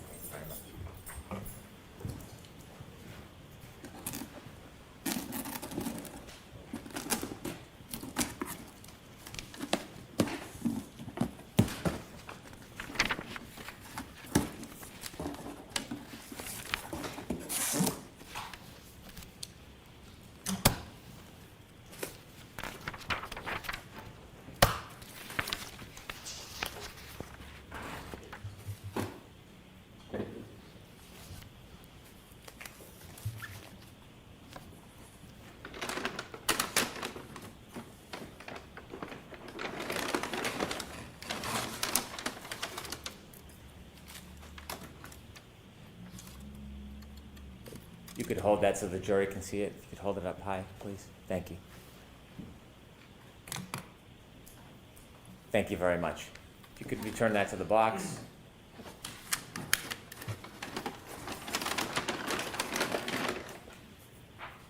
I would move this item into evidence, please.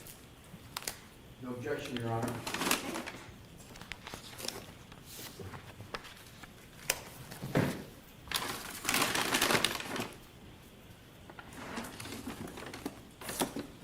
That's the only item in that box?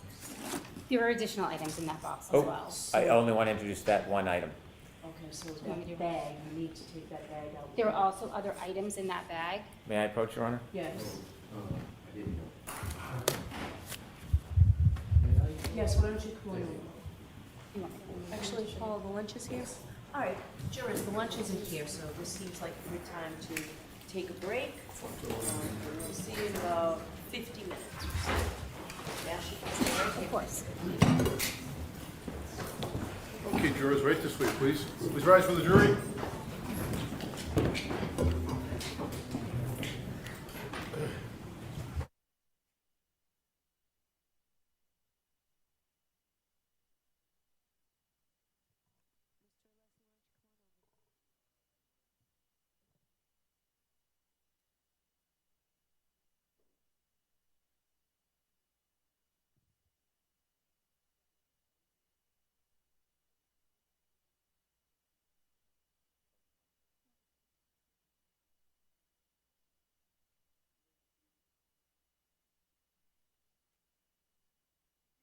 I ask her to describe what she's doing.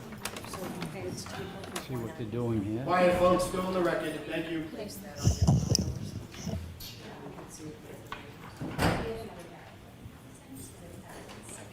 I can check. It's going to take me a minute to remember that. I can't run in there. I'm asked to just.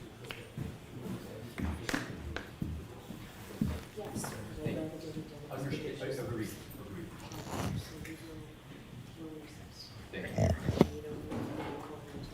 I do employees. Thank you.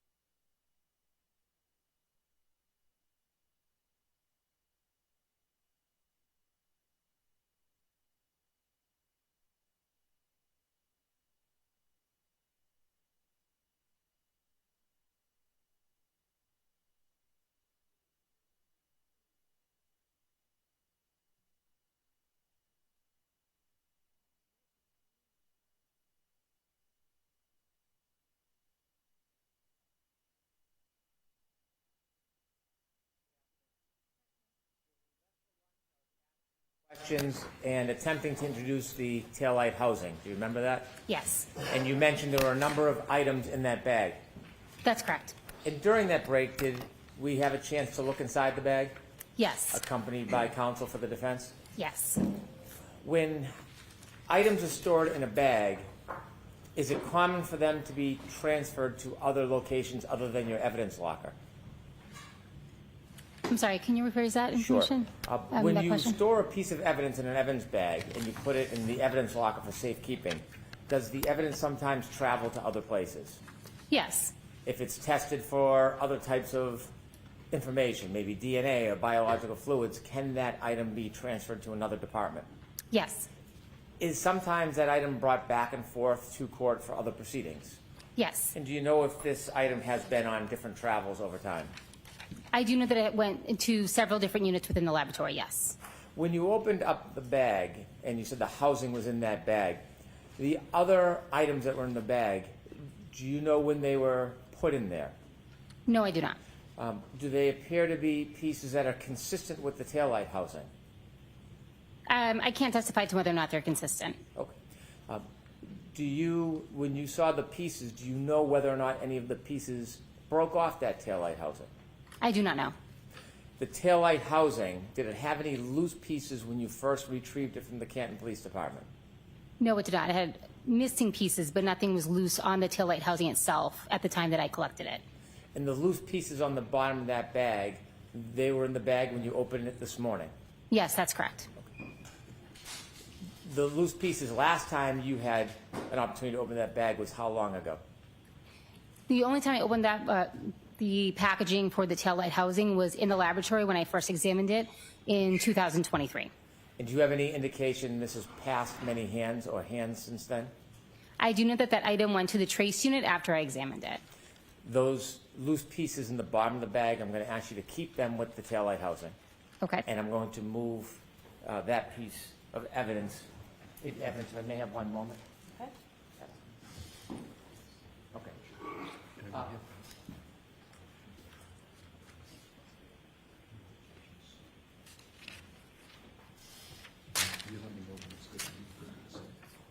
One last question. When a bag is opened by somebody who's examining it, if there are small loose pieces accompanying the item, is it ever packaged in separate baggies or containers? In the criminalistics unit, so I can only speak for myself and my individual examination, if there are loose items within the item that's packaged with it, I would separate it and potentially separate into a smaller package and put it inside the larger container so that it doesn't get lost. In addition to the loose pieces in the bottom of that bag, do you see separate small containers, packaging of Yeah. smaller pieces? Yes, there were 2 smaller containers within that larger bag. And those smaller packages that are separate from the actual larger item, did you put smaller pieces in those small bags? I did not do that. It was done by somebody other than you? At some point, yes. Okay. I now move to introduce that into evidence. No objection, subject to the explanation and cross-examination, Your Honor. Okay. Could you present that? Yes. Yes.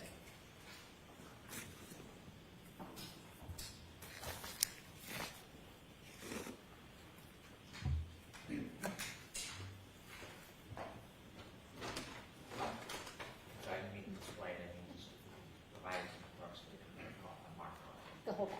Yes.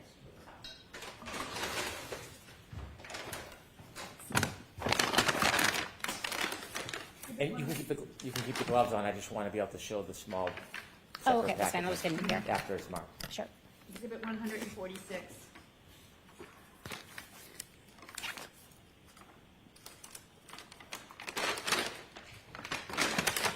You've already showed us the housing. Can you show us some of the small pieces in the bottom of the bag and also the small separate packaging that you did not package? Yes. Thank you.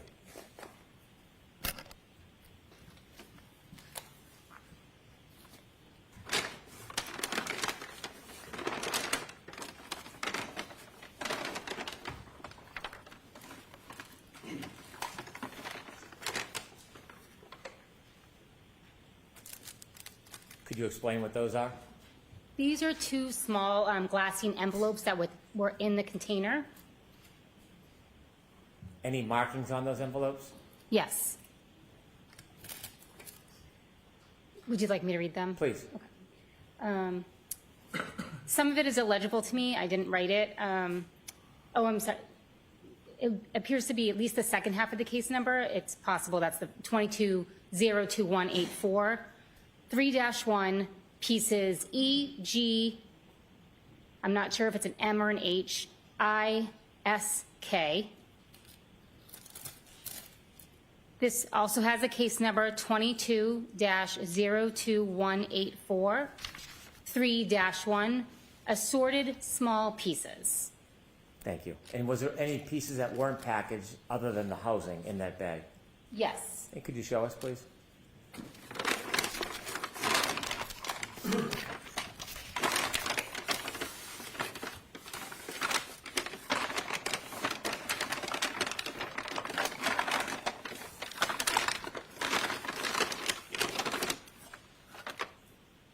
This item was also located in the bag.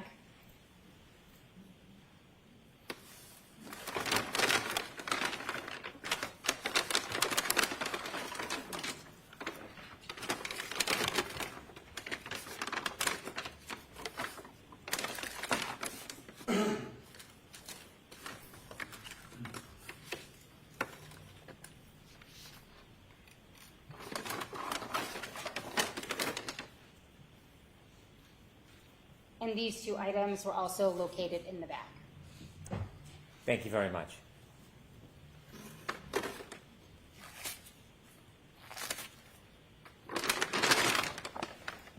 May I approach? Yes. I'll take that.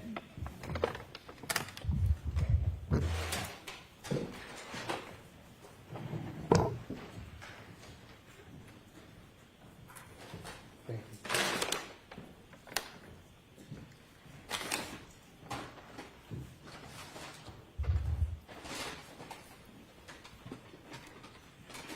When you brought the taillight housing back to the lab, did you take it out of the bag and do anything with it? Yes, during my examination, I did remove it from the bag to look at it. When you, after you looked at it or during your observations, did you take any samples from it? Yes, I did. Explain to us what you did. I took a polyester swab, I moistened it with sterile water, and then I applied that swab to the external front areas of the taillight. Why did you do that? My goal was to collect any potential biological material that was present on the exterior of the taillight. Did you engage in that procedure pursuant to your training and experience? Yes, I did.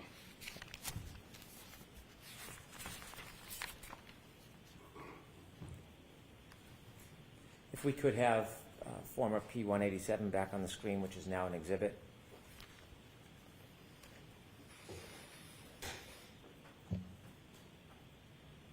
Could you use the pointer and the television to your right? Could you show us or show the jury where you took a swab, what areas? Yes. Thank you.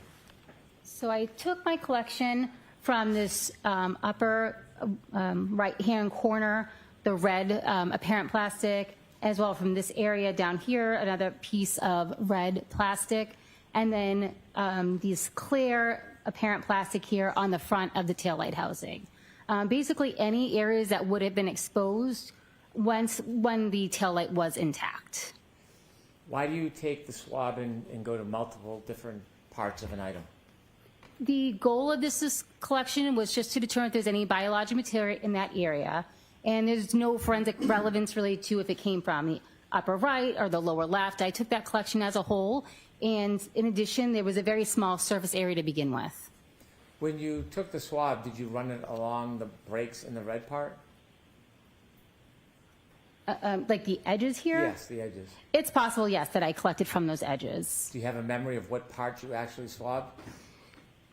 I remember swabbing the external areas of the taillight, those that would have been on the outside prior to any damage being done. Okay, thank you. You can take that down, please. After you engage in the procedure of taking a swab, what do you do to preserve that swab? That swab is air dried. It's then repackaged in a small glassine envelope. A portion of the swab is also put in a clear plastic tube, which is sent forward to the DNA unit. Did you do that? Yes, I did. Why do you go through that type of procedure? Why do you take that many steps? I'm sorry, may I correct my answer Please. from the last question? Please. My apologies. So in this particular instance, the entire swab was cut up and put into plastic tubes for further testing. Why did you do it that way?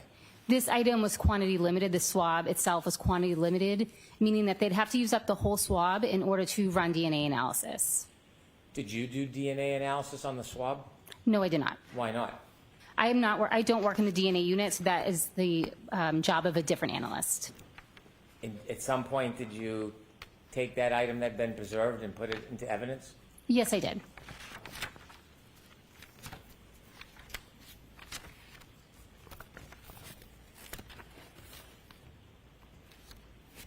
Were you shown a bag full of red plastic cups with an item in it when you were at the Canton Police Department? Yes, I was. Could we have Exhibit 56, please?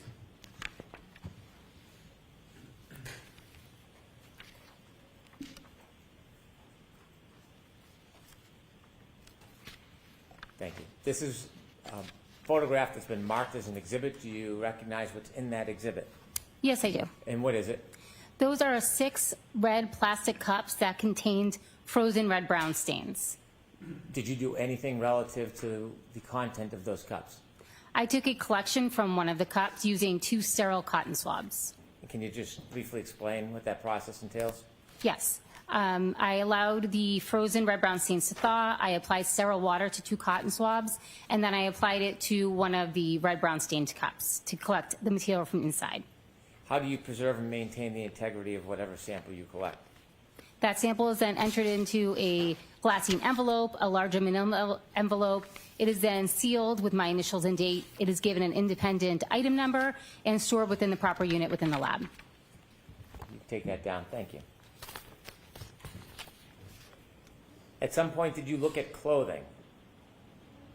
Yes, I did. Where did you look at clothing? I examined the clothing from this case at the Massachusetts State Police Crime Laboratory. Was the items brought to the crime laboratory? Yes, they were. Did you have a chance to unpackage them? Yes, I did.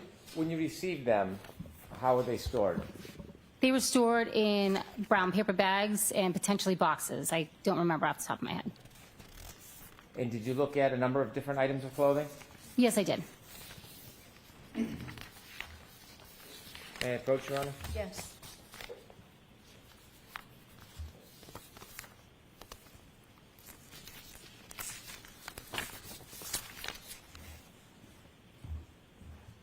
I'm going to show you a series of 4 photographs. I'm going to ask you about each one of them individually. You recognize the first photograph? Yes, I do. What is it? This is a photograph I took of a gray sweatshirt. Does that photograph accurately depict the sweatshirt as it appeared to you when you looked at it? Yes, it does. Can you look at the second photograph, please? Do you recognize what's in that photograph? Yes, I do. What is it? This is an additional photograph of the front of the gray sweatshirt where I had put some markings on the sweatshirt. Why did you put markings on the sweatshirt? These markings specifically are noting areas of damage. Third photograph, please. Do you recognize what's in that photograph? Yes, I do. And what's in that photograph? This is a close-up photo of the area of damage that I denoted as 1. And a fourth photograph, please. Do you recognize that photograph? Yes, I do. What is it? This is a close-up of area damage 1. Is that a fair and accurate depiction of what you saw that day when you examined this particular item? Yes. Can I move these 4 photographs into evidence? I could just see them quickly.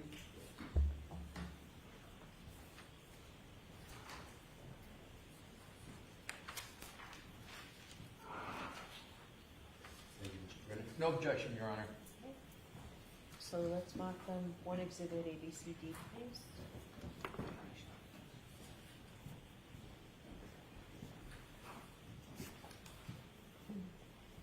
Exhibit 147, A, B, C, and D. Thank you.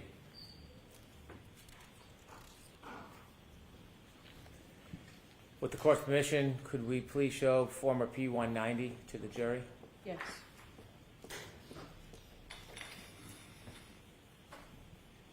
Is that one of the photographs you just recognized? Yes, it is. And could you explain to us what you see? This is the exterior front of the gray sweatshirt. There is linear damage between the top and bottom of the sweatshirt, as well as linear damage across each sleeve of the sweatshirt. Do you see the cut down the front of that sweatshirt? Yes. Did you distinguish that cut as any different than the damage on the arm? I did not do any damage analysis on that particular area of damage. Why not? Typically in these type of events, you'll see those types of damage associated with clothing being removed from emergency medical technicians, so they're not forensically relevant.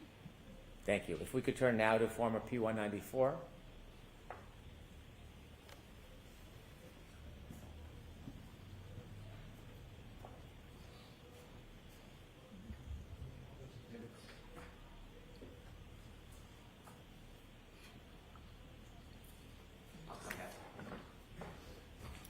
Is this the same sweatshirt? Yes, it is. There's a little bit difference. There's markings or tabs on it? Yes, that's correct. What are you doing there? I put tabs on each of the areas of damage on the sleeve and 2 on the chest that I was going to examine further. When you put the tabs on, do you write a report or mark it in any way to memorialize it in case the tabs fall off? Yes, in this case, they were marked tabs 1 through 9. Those are not permanent on the sweatshirt. They're actually just pieces of filter paper that I use to mark it. Could we, Ms. Gilman, zoom in on that right arm, please? Thank you, sir. Thank you very much. What is written on those tabs? Each tab has a number on it that corresponds with an area of damage that I examined. And when you write a report, when you memorialize it, is that keep an accounting of each? Yes, that's correct. If we could turn now to former P-196, which is 147C. What does that depict, ma'am? That is a close-up of the area of damage 1 that I did further examination on. Could we zoom in a little bit on the, yes, the circle part? Is that a fair and accurate depiction of what it looked like when you examined it? Yes, it is. And finally, if we could have P-197, which is Exhibit 147D. What are you doing there? That's a close-up photo of that same area of damage 1 with a scale included. We just saw a close-up of one of the holes that was marked number 1. Did you do the same analysis for each and every one of those areas that you marked? Yes, I did. And did you look close up at each and every one of them and measure each and every one of them? Yes, I did. Are there photographs showing all of those different angles for each and every hole that you went through? Yes, I took numerous photographs of each area of damage. You could take that down, please. In addition to that sweatshirt, did you look at any other clothing items? Yes, I did. Court's permission, can I approach? Yes. Thank you.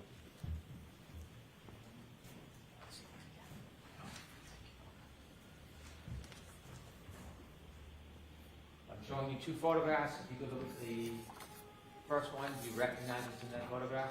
Yes, I do. What is it? This is item 7-17. It's an orange T-shirt. Is it a fair? Should I write? Thank you. Is that a fair and accurate depiction of the T-shirt when you examined it? Yes, it is. And the second photograph, please, could you take a look? Yes. Do you recognize what's in that? Yes, I do. And what is it? This is the other side of the orange T-shirt. Is that a fair and accurate depiction of the T-shirt when you examined it? Yes, it is. All right, move these 2 photographs of evidence, please. No objection, Your Honor. Right, thank you.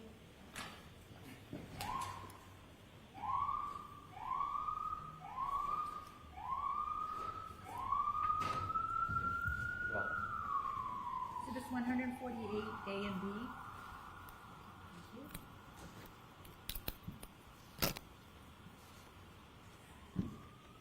With the court's permission, I'd like to show P-232 to the jury. Okay.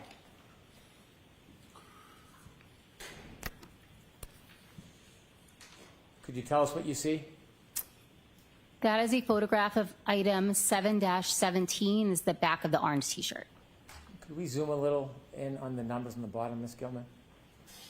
What's that on the bottom? That is the case number, the individual item number for that T-shirt, my initials and the date that I examined it, or the date that I took the photo. So you had obtained this item on that date, or this is when you examined it and already had it? That is the date that I opened it up, examined it, and took the photo. And on the left, what's that ruler used for? That's a scale just to show the size of the item. Could we zoom back out and get a full look at that? Thank you. If you could turn next to P233, Ms. Gilman.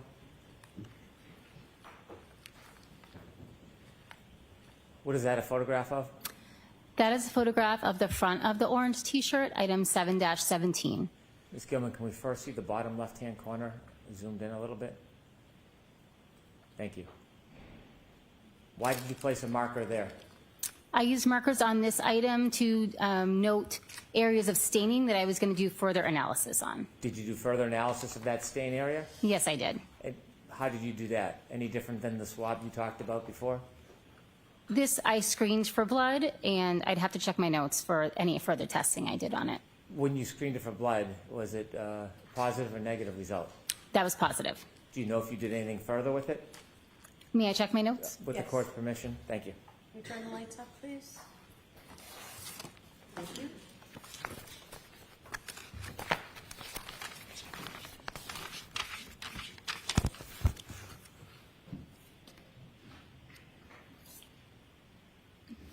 Please. Yes, I also performed a confirmatory test for blood on that stain. So what's the difference between a preliminary and a confirmatory test? A screening test, other types of materials may cause a positive reaction. For the confirmatory test, it is confirmatory for blood, as well as it indicates human blood, although you might get a positive reaction from primate blood or ferret blood. Could we now turn to the top right and zoom in, if you would? We see 3 tabs there. What are you looking for in those areas? Those are 3 additional red-brown stains that I performed further testing on. And do you have the results of that testing? So I performed a screening test on each of those tests, and each of those screening tests was positive. I performed a confirmatory test on stains A and C, which were also positive. I did not perform that test on stain B due to its small size. If you could zoom out just a little bit, please. Similar to the sweatshirt, there's long cuts through the front of that T-shirt. Is your analysis and opinion any different than the similar cuts that you saw on the sweatshirt? Yes, I did not perform any additional analysis on those area of damage due to the fact that they're most likely attributed to the emergency medical technicians or medical personnel removing that item of clothing. Thank you. You could take that down, please, Ms. Gilman. And for the final piece of clothing, did you have a chance to look at pants? I did look at a pair of jeans, yes. May I approach, Your Honor? Yes.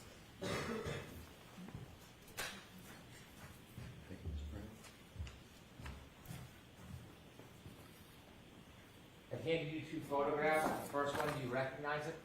Yes, I do. And what is it? This is a photograph of the front of the pair of jeans, item 7-1. Could you look at the second photograph, please? Do you recognize what's in that? Yes, I do. What is it? This is a photograph of the back of the pair of jeans, item 7-1. Do both of those photographs fairly depict what you saw when you examined the clothing? Yes, they do. I'd move these 2 into evidence, please. No objection, Your Honor. Okay. Thank you. Exhibits 149A and B.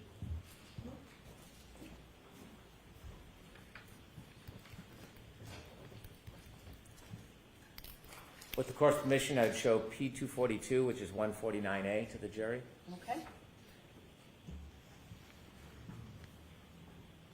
Was there anything of note when you examined these pants? These pants also had linear damage between the top and the bottom, which would be consistent with cuts made by emergency medical personnel when removing the item. If we could zoom in to show those cuts, Ms. Gilman.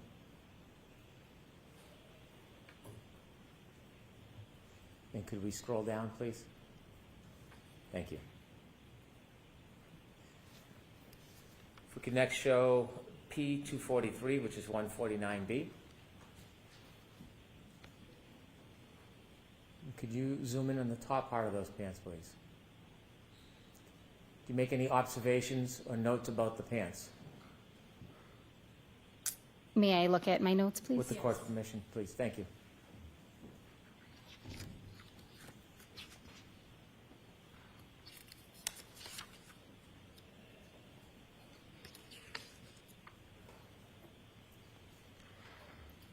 I noted numerous red-brown stains on the clothing, as well as dirt and debris on the clothing. What part of the pants did you note the dirt and debris? It was just a general observation. I didn't specifically denote where it was. Ms. Gilman, could you scroll from the top to the bottom of the pants, please?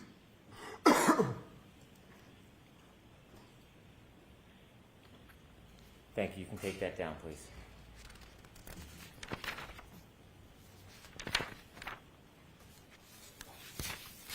Did you perform any additional testing relative to the clothing that you examined, that being the sweatshirt, the t-shirt, and the pants? I performed numerous tests on each of the red-brown stains on the items that I marked. After you completed examining the red and brown stains, did you do any other type of testing or evidence collection relative to the clothing? Yes, I did. Could you share with the jury what you did as far as further evidence collection relative to the clothing? Can we take it item by item? How would you sure prefer can. to do it? Let's start with the sweatshirt. Okay. So in addition to testing the red-brown stains, I collected any stain that was positive or confirmatory for blood. After performing that collection, I also performed a collection around the tears on the right sleeve of the item. That's using 2 cotton swabs moistened with sterile water, which I vigorously rubbed around the areas of the teared areas on the sleeve. I also performed an additional scraping and swabbing of the unstained area of the sweatshirt for any potential skin cell recovery. In addition, I performed a debris collection from the sweatshirt. I want to stop you there. I want you to explain to us in some detail what is a debris collection and how do you undergo a debris collection? After I've completed all the testing that I'm going to do on the item, I remove any large items that may be present on the item, such as apparent hairs or fibers, anything that I can pick off I can visibly see with a pair of tweezers. Once that is done, I will do I did a general debris collection where I took a large metal spatula-shaped object and scraped the clothing, or in this particular case, the sweatshirt. And any debris that came off the sweatshirt was put into a glassine fold and preserved. Before you tried to scrape off any debris that was on the sweatshirt, could you, to your own eye, see any debris in the sweatshirt? May I check my notes? Yes.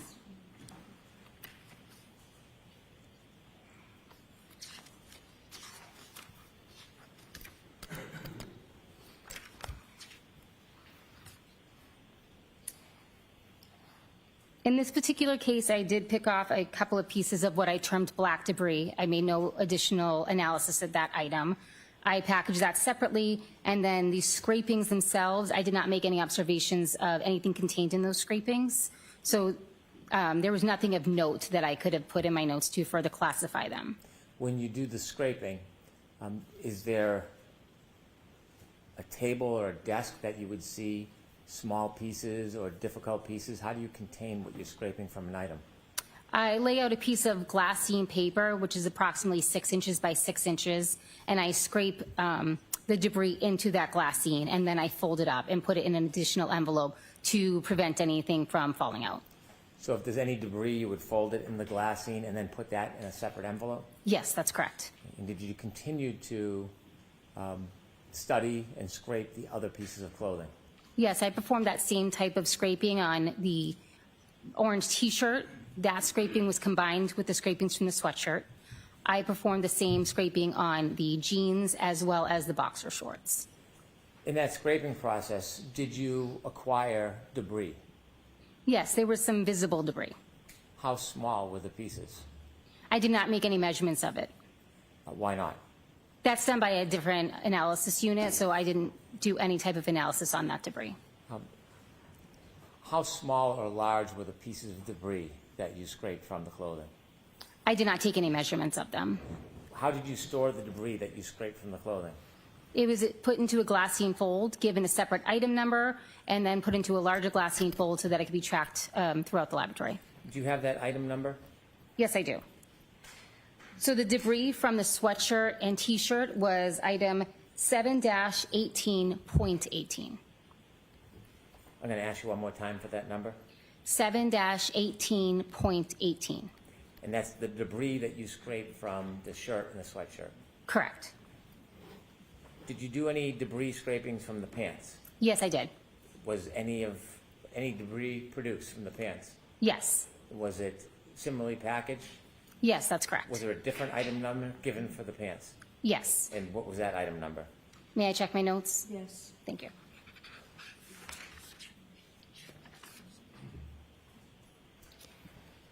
That item number, the debris from the jeans, was 7-1.8.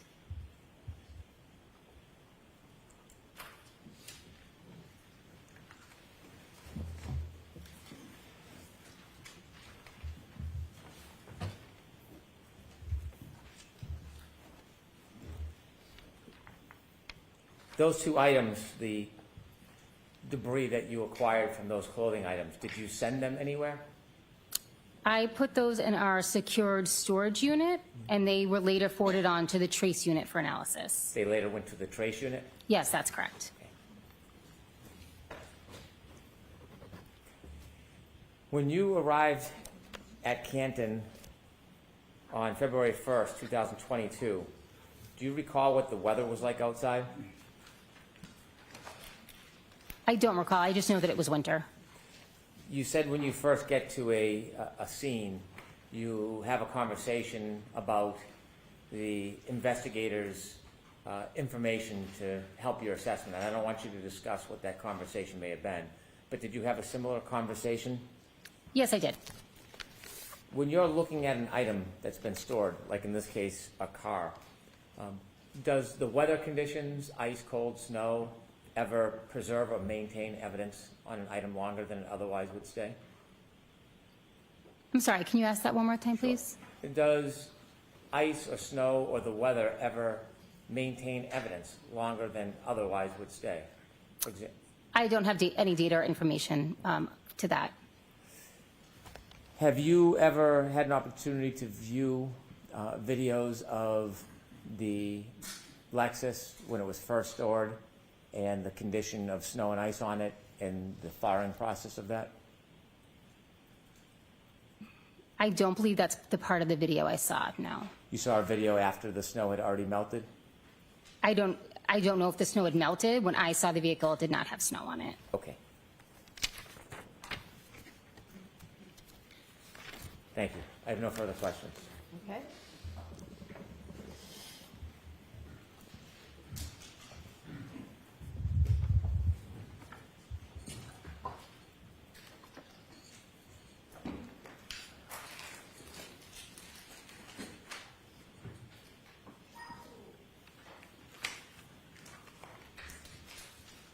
Your Honor, may I approach the Yes. witness? Thank you. Your Honor, pursuant to... Show Mr. Brennan what you did. Okay. Pursuant to a stipulation with the Commonwealth, we've stipulated into evidence various documents, so what I'd like, with Your Honor's permission, and for the clerk, Great. have them marked as next in order, and then I'll proceed from there. Thank you. Should any be marked A, B, and C, or are they each separate? Separate, please, Your Honor. Okay.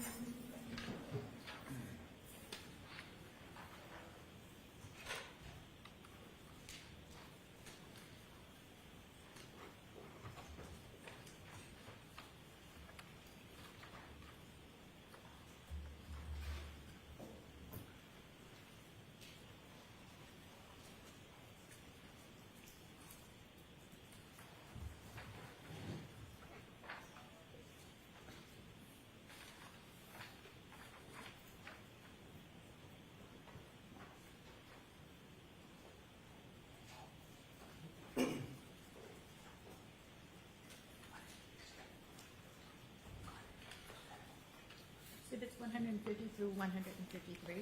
And Your Honor, there is one more exhibit that we have pursuant to stipulation offering that evidence. Next in order.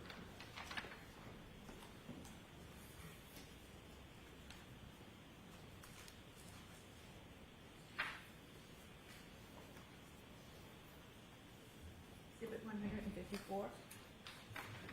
And Your Honor, if I could just show Mr. Wolf this to make this more efficient for the last one. Excuse me. Thank you, Your Honor.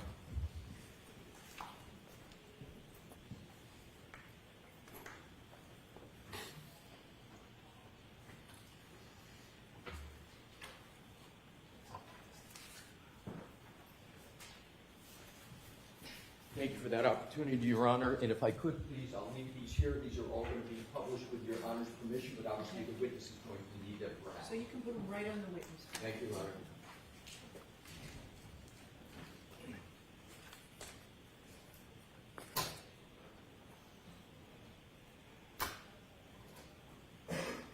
Unless I may approach for the witness. Thank you. You may leave this as you- Sure, thank you.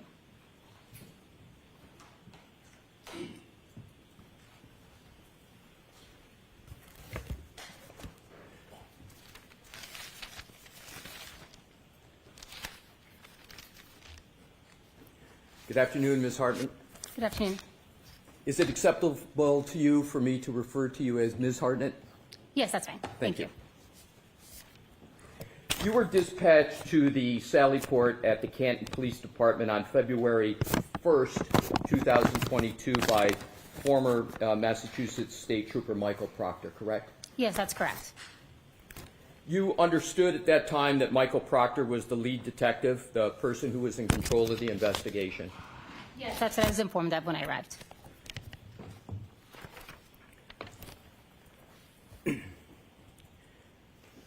While you were there, one of the things that you did initially was to conduct an overview of the vehicle meaning the black Lexus SUV that you talked about extensively on direct, correct? Yes, that's correct.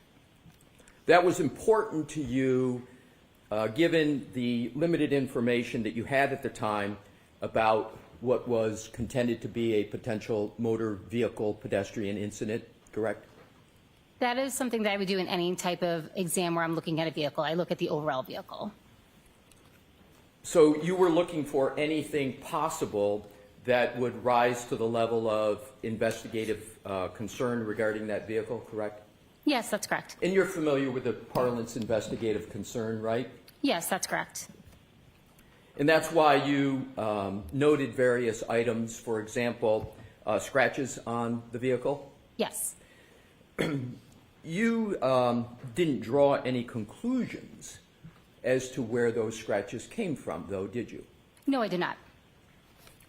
The dent that you noted and photographed that you discussed on your direct examination, you likewise made no conclusion as to the source or cause of that dent, correct? That's correct. And you did therefore not make any or draw any conclusions as to whether that dent was caused by any motor vehicle or pedestrian accident, correct? Correct.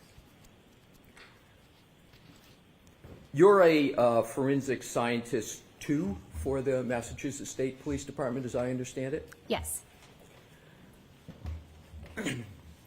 With regard to the taillight that you spoke about rather extensively on your direct examination, you likewise were not able to, and you make no conclusions as to the cause of that broken taillight, correct?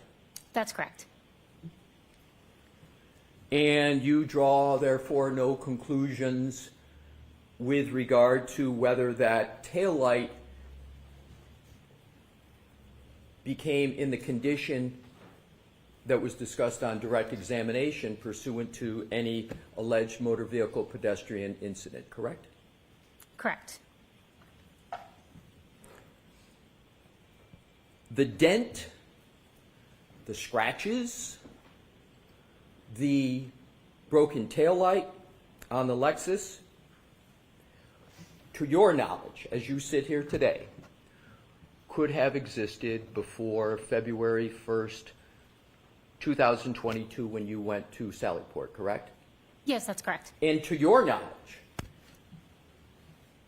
the dent, the scratches, the broken taillight could have existed before January 29th of 2022, correct?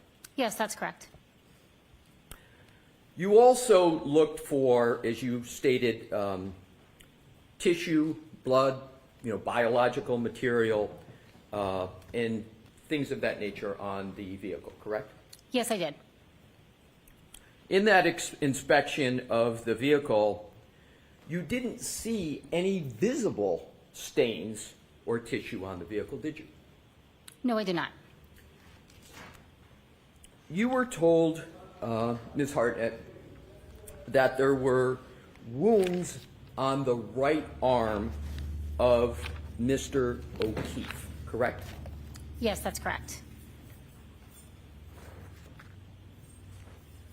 And at the time you went to the Sallyport on February 1st of 2022, you were not shown a photograph by anybody of the wounds on the right arm of Mr. O'Keefe, were you? No, I was not.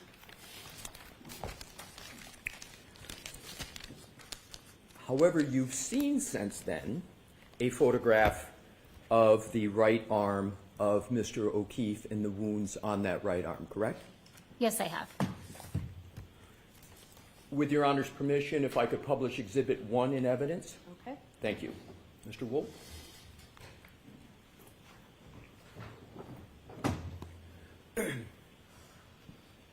Ms. Hartnett, I'd ask you to take a look at that, and you recognize that what's depicted in that Exhibit 1, correct? Yes, I do. And you've seen that pattern of wounds on the right arm as depicted in a photograph of the decedent before, correct? I've seen this photo before, yes.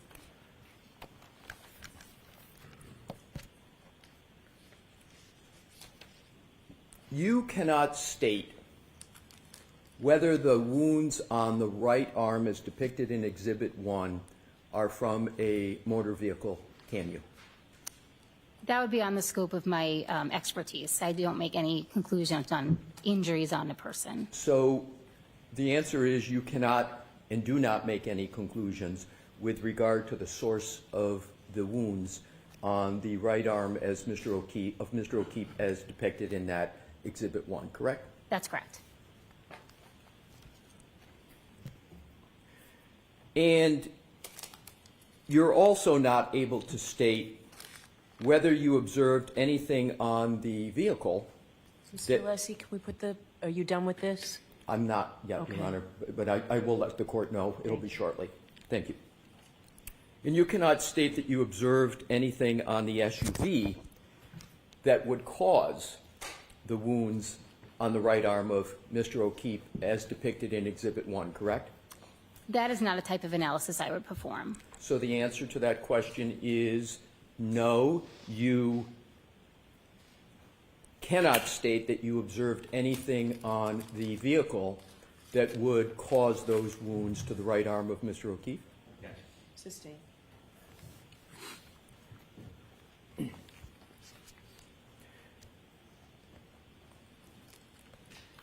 We can now take that down, Your Honor. Thank you.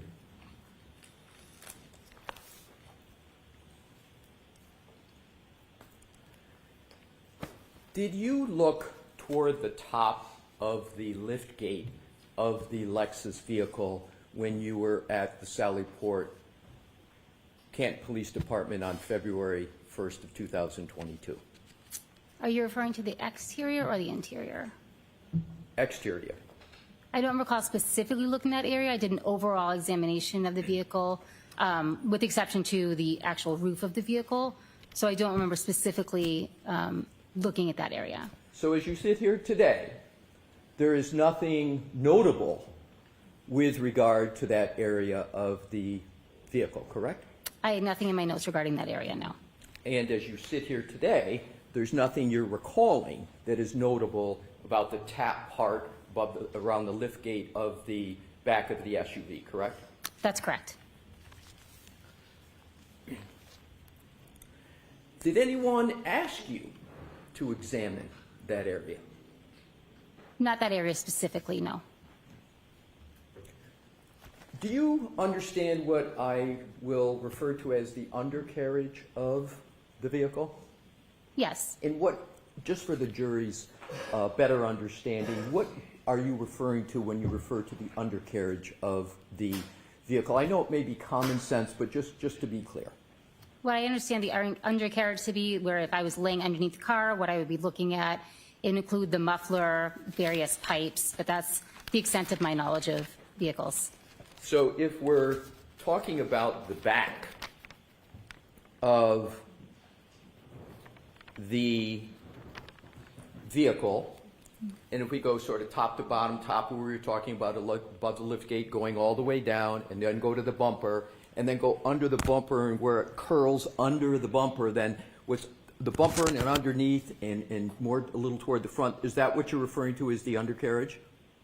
Yes, just the general area underneath the vehicle, extending from under the bumper to the front of the vehicle. Right, so the undercarriage is not merely from the back, but it's underneath all the way toward the front of the vehicle, correct? Yes, that's correct. And you refer to all, I'm sorry, I didn't mean to cut you off. So all that area you refer to as the undercarriage? Yes.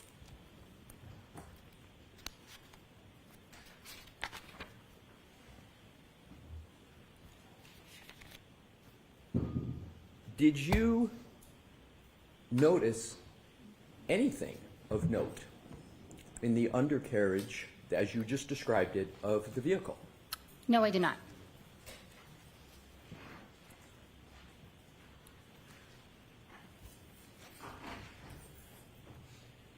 And as regards sampling that you discussed on your direct examination, did you take any samples of that undercarriage area of the vehicle?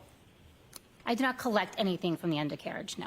And is the reason you didn't collect anything because you didn't see anything of note that was worthy of collection? In addition to that, I also performed some testing of that area. And what testing of that area did you perform? I performed screening tests on some of the lower lying areas of the undercarriage, on the tire flaps, the edge of the bumper, the muffler pipe. And what were the results of that testing, that screening testing? Those results were negative. And negative for what? It was a screening test for the possible presence of blood. So on the entire undercarriage, from where we started in the very back, all the way underneath, all the way up to the front, the screening test came back negative for any blood or other biological material or anything else of note that would be part of that screening test. So I did not perform a screening test on the entire undercarriage. I just performed the screening test on the lower lying areas, and those were all negative. And there was also no visible staining in that area, so that is correct.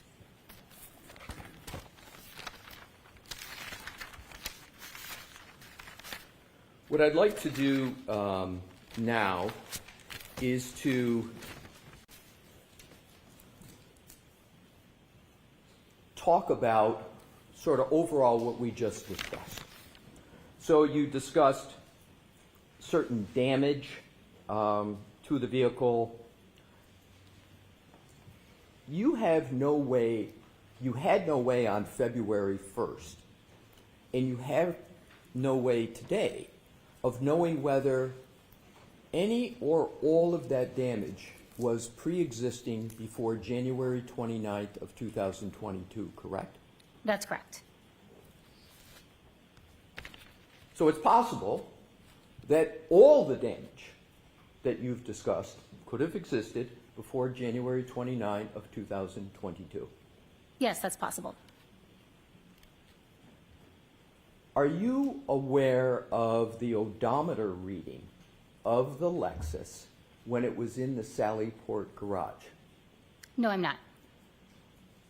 If we showed you a document in evidence that would have that on the mileage on the odometer, might that refresh your recollection as to what the mileage was? That's not something I made a note of or even observed on the day that I was looking at the vehicle. Okay, so you were there with Trooper Clark on February 1st, correct? Yes, that's correct. Are you aware of whether Trooper Clark observed and took a picture of the odometer? Are you aware if that happened? I'm not aware of that specific picture.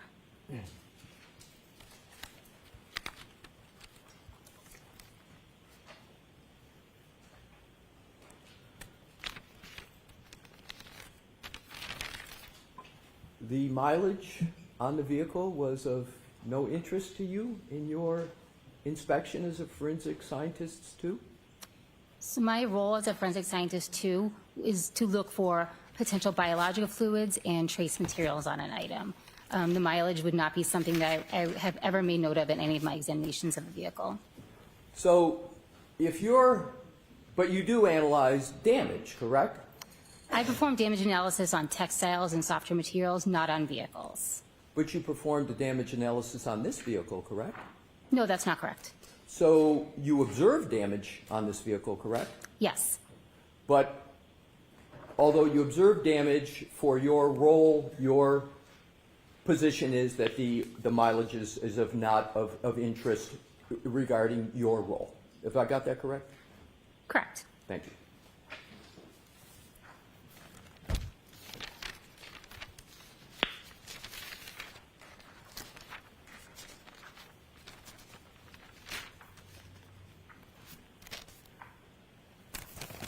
Moving on to another category, you spoke on direct examination about solo cups and 6 solo cups, and there were depictions put on the screen. Do you recall that? Yes, I do. So on February 1st, in addition to taking some swabs from the vehicle, you also mentioned that you took swabs of, as I recall it, frozen red-brown stains located inside the red solo cups? Yes, that's correct. Other than in this case, did you ever have to take swabs of red stained material from solo cups that people usually use for other purposes? I've never performed a collection like that, no. So this is the first time you ever performed a collection like that, correct? I mean, the collection process itself is standard, applying the sterile water to the swabs and putting it in a potential stain of interest. However, no, I've never collected a sample from a red solo cup before. Have you ever taken a sample from a red solo cup since that February 1st? No, I've not.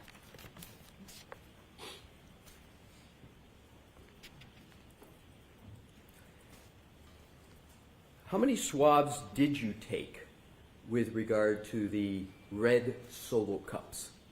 I took 2 swabs.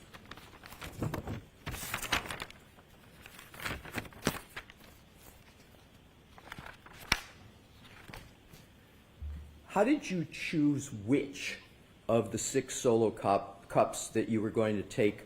And I understand you took 2. Did you take 2 swabs? 2 swabs, but they were considered the same sample. They were taken from the same cup, same stain. That was what I wanted to get at, is you took 2 swabs, but they were from the same solo cup. That's correct. Do you recall how you chose which solo cup you were going to take the swab from? I don't recall. Could that be of significance, which one you chose and why? In this particular case, I did not believe it was significant at the time. Did you confer with anybody as to what might be the best solo cup from which to take the swab? I did receive information about where those solo cups were collected from, which helped me in making that decision. As a forensic scientist, too, you're aware that blood stains can contain, and these red-brown stains here, could contain multiple contributors, correct? In some instances, that is correct. What's a multiple contributor? A multiple contributor, I believe the term more used in the DNA unit. However, having many contributors to a particular stain just mean there may be multiple sources of that biological material. Do you know which red-brown stains that are contended to be found at the scene relate to which solo cup in the bag that these solo cups were in?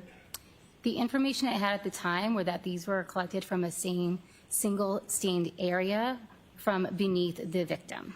But you don't have personal knowledge of that, correct? No, that's correct. I was not present at the scene at 34 Fairview.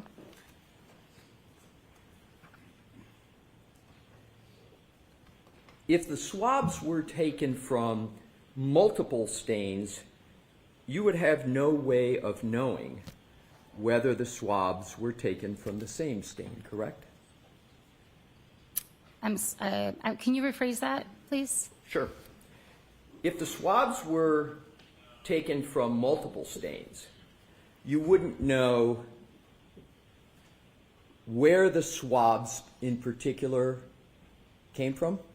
So are you speaking of the swabs that I took? Yes. So the swabs that I took, I know came from one of those 6 cups. And I was informed that those 6 cups of red-brown stains came from a single stained area underneath the victim. That information you just spoke about, was it put in any note that you read? It was something that I had in my notes. Did anybody else convey that information to you at the Sally Port? I got that from an officer on scene at the Sally Port, but I do not recall which officer relayed that to me. So it was verbal information you got from that That is correct. person. Did that person show you any note or chain of custody or other document to support his or her statement in that regard? No, they did not. Ultimately, once you did take those swabs from a single solo cup, what did you do with the rest of the evidence in the cup? That evidence was left with the Canton PD. So you left the rest of the brown stained blood evidence from the solo cups with the Canton PD. You didn't take it back with you to your officer lab. Correct. DNA testing was not done on those swabs, was it? I don't believe it was. No, no testing was done on those swabs.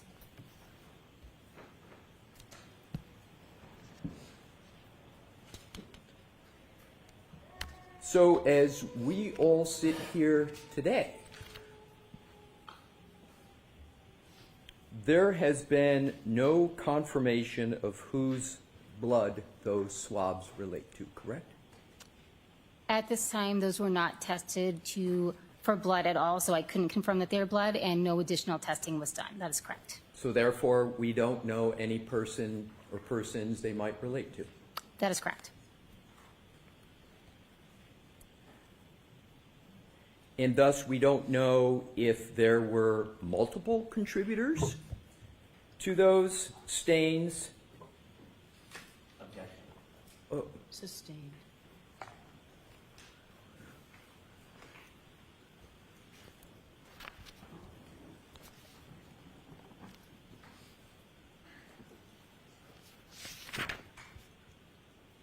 You testified that the remainder of the contents of the solo cup that you took you swabbed from, as well as the other 5 solo cups, were retained at the Canton Police Department, as you know, before you left. And that investigation, as you said at the time, was being headed up by former Trooper Proctor, correct? That is correct. Michael Proctor was at the Canton Police Department Sallyport location at the time you were performing your work on February 1st, correct? Yes, that's correct. Did Michael Proctor take control of those solo cups? I do not know who took control of the solo cups. I know that I turned them over to a Canton police officer. I handed them to a Canton police officer. Might Michael Proctor have taken control of those solo cups? To my knowledge, it was a Canton police officer at that time. I don't know what happened to them after they were turned over to the Canton PD. Why is it that you believe a Canton police officer had control over those cups rather than former Trooper Proctor? Just from my actual memory, I remember turning them over. They had collected the frozen red brown stains in the cups, so it was technically their evidence. I took the sample I needed from them, so I just returned it to the officer who had presented them to me. So therefore, after you presented them, you don't know who took control of those cups. Is that a fair conclusion? Yes, that's correct. Sorry, I didn't mean to cut you off. That's okay. My question probably wasn't all that clear. Ultimately, during your work and inspection of the vehicle, the SUV, the right rear taillight housing was removed as you testified to on direct examination, correct? Yes, that's correct. And you testified that a Canton police officer sort of helped you with the last stage of the removal of that taillight? Yes, that's correct. Do you know whether that officer was wearing, do you have a distinct recollection that that officer was wearing any special protective gloves? I only know because I have seen the videos recently that he was wearing gloves. I'm sorry, I didn't hear your answer. I only know that he was wearing gloves because I have recently seen the video. I do not have a first-hand memory of that. You said you recently saw a video. When was that? Monday? And what was Maybe, I'm sorry. Let me correct myself. What day is today? I saw it Thursday, excuse me. And what was the circumstances under which you were reviewing a video? I had just recently found out there was video, and it's just something I wanted to see in case I was shown it on the stand so I knew what it consisted of. I hadn't seen it prior to last Thursday. Did you testify to that on your direct and I missed it, or did it not come up? Reviewing a video. I'm sorry, yes, I believe I was asked if I had seen the video, and yes, I had. Okay, thank you. Now back to the tail light. Mr. Woke, if we could have Exhibit 145 published. Okay. With your Honor's permission. Thank you. We have up on the screens, and I know you went through this on direct, so I'm going to shortcut it. This is the tail light at the lab that you were talking about on direct, correct? Yes, that's correct. And that's the tail light housing that you submitted to the lab that you had obtained from the Sallyport garage, right? Yes, And correct. just to cover quickly some basics, there was one swab taken that you mentioned on direct of that tail light. Yes. And you testified, if I remember correctly, on direct that you, well, it's better for you just, if you could with a pointer, is just show the areas you covered with that one swab. So I collected the swab from any of the, what would have been exposed areas of the taillight when the taillight was intact. And if you could please, just give like a perimeter full, I know it's not a circle, but whatever it is, just full perimeter so the jury can see the entire area that you swabbed. Sure. It was this upper right-hand red area, this portion down here, I believe it's red, and then there's also a portion of clear area in the front here that was swabbed, and that was all contained on a single swab. Thank you very much. So I want to keep this up if I could, Your Honor, but we can have the lights back on if that's acceptable. Just, so, thank you.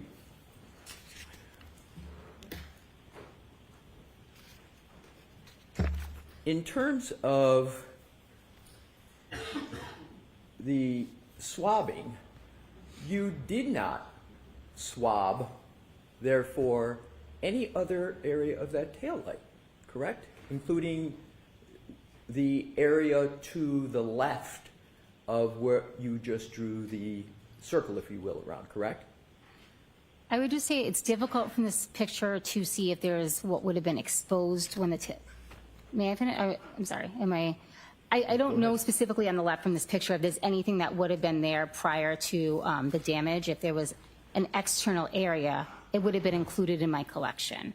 So I just didn't include any of the internal components of the taillight. So if I'm missing a piece over there that would have been on the exterior, then I apologize. I just can't see it in the picture if it's there. Let's just assume my discussion and my questions. You don't have to assume this. My questions are just with regard to the inside of the taillight, because you've very nicely governed and talked about the outside of the taillight as you described it, where you swab. Now I want to go to the areas that you didn't swab. Okay. Whatever you best can do to describe the areas of the taillight that you did not swab. Okay. And if you could use the laser pointer, if that Sure. helps you. So I did not swab the internal areas of the taillight. So here where the light bulb would have been, or down here where it's gray. And focusing on the more, is it okay to call it the inside part of the taillight? Is that acceptable? Okay. So the inside of the taillight, to be clear, you didn't swab that area. No, I did not.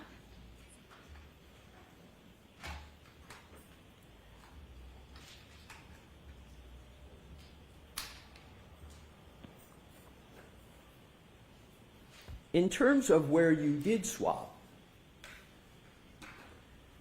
given that you swabbed with one swab the entire area, you are not able to say precisely where any DNA might have come from?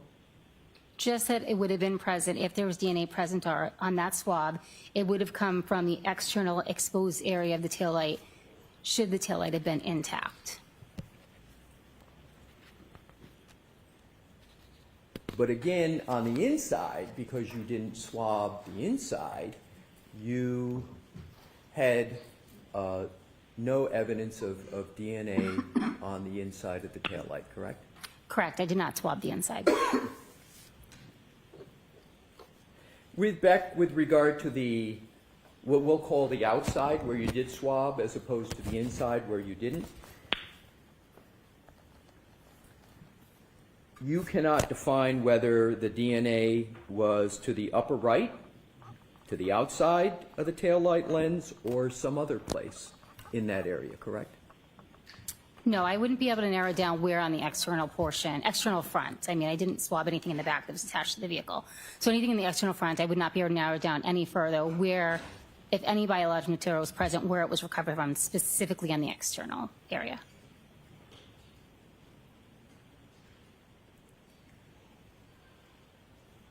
You did not find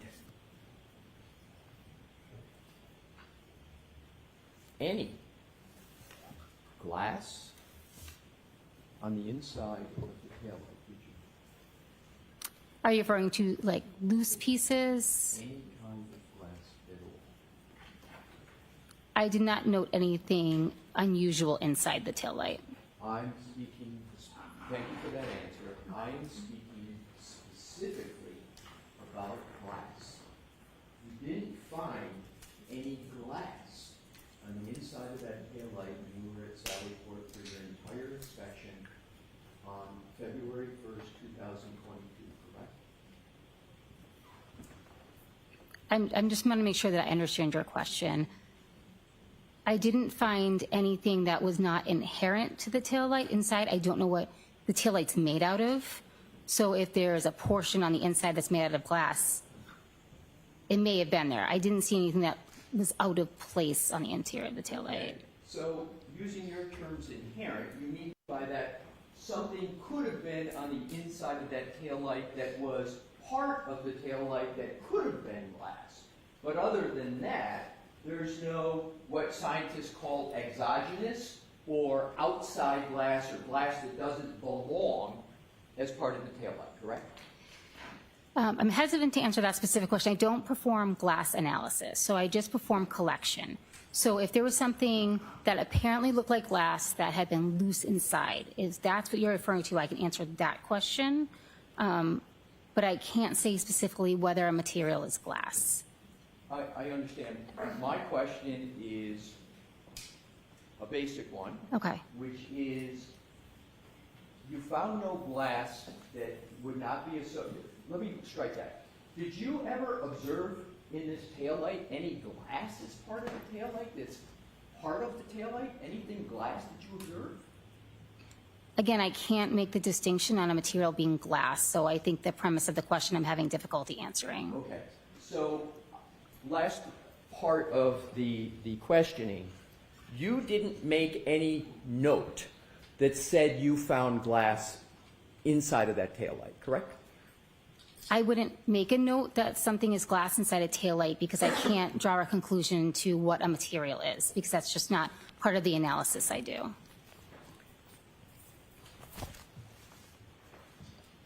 And to wrap this part up, and then we can move on from this item, you didn't find any DNA on the inside of that taillight? My analysis would not include DNA analysis because that is a different unit, so I can't answer that question. To your knowledge, as you sit here today, is there any information from anybody that says that there's any DNA in that taillight? I have no information of that. Thank you. So what I want to do now is, if we can take that down, Mr. Wolk, I want to move on to what is sometimes referred to as touch DNA. I know you're familiar with that concept, right, Ms. Hartnett? Yes, that's correct. And what is, for the jurors' understanding, what is touch DNA?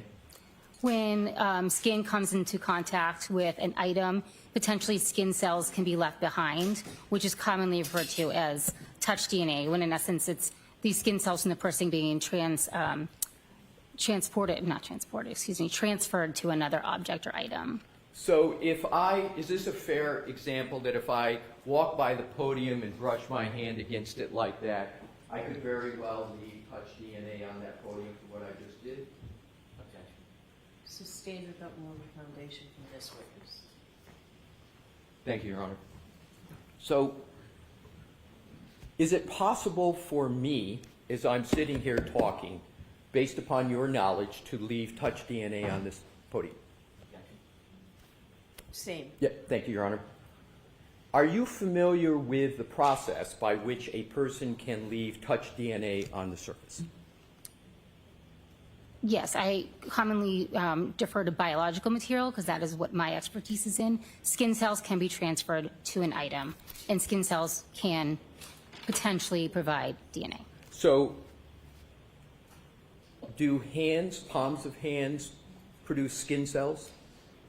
Yes, they are made of skin cells, And correct. if a hand is on, for example, a podium, can there be a transfer of skin cells to the podium? Yes, there can be. And therefore, can the hands on a podium that have skin cells transfer DNA? Yes, again, I'm not a DNA expert, but generally that would be the source, would be skin cells. Could be, yes. You also indicated that you collected apparent glass from the rear bumper of the Lexus, correct? Yes, that's correct. And you use the term apparent glass, as I understand forensic science, because at the time you're not really sure what it is, right? So you use the word apparent glass, and you can't take away the apparent until there's a confirmation that it is glass, correct? Yes, that's correct.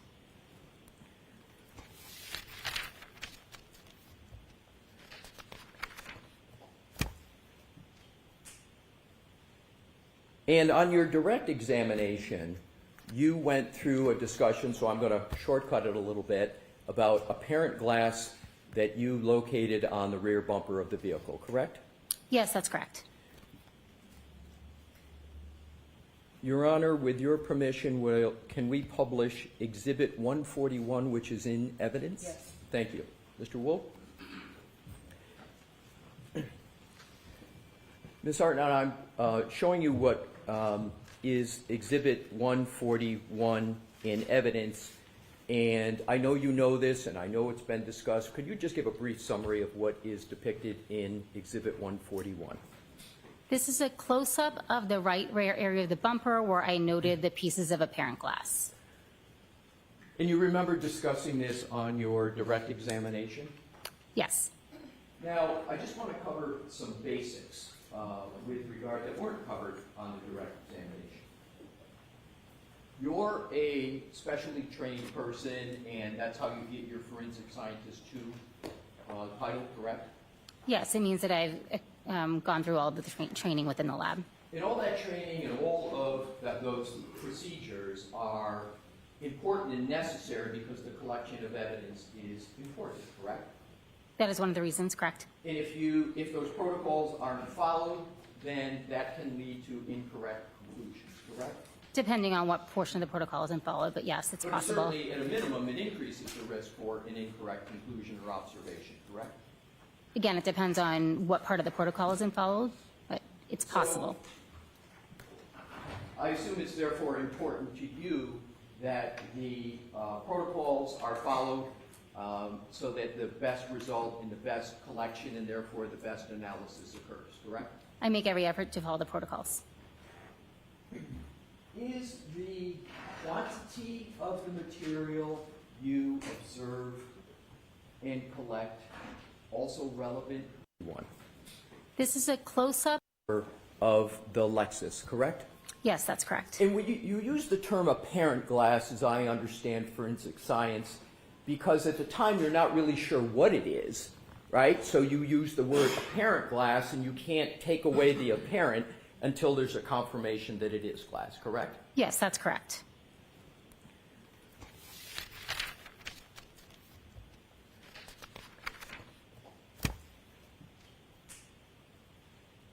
And on your direct examination, you went through a discussion, so I'm going to shortcut it a little bit, about apparent glass that you located on the rear bumper of the vehicle, correct? Yes, that's correct. Your Honor, with your permission, can we publish Exhibit 141, which is in evidence? Yes. Thank you. Mr. Wolf? Ms. Hartnett, I'm showing you what is Exhibit 141 in evidence, and I know you know this, and I know it's been discussed. Could you just give a brief summary of what is depicted in Exhibit 141? This is a close-up of the right rear area of the bumper where I noted the pieces of apparent glass. And you remember discussing this on your direct examination? Yes. Now, I just want to cover some basics with regard that weren't covered on the direct examination.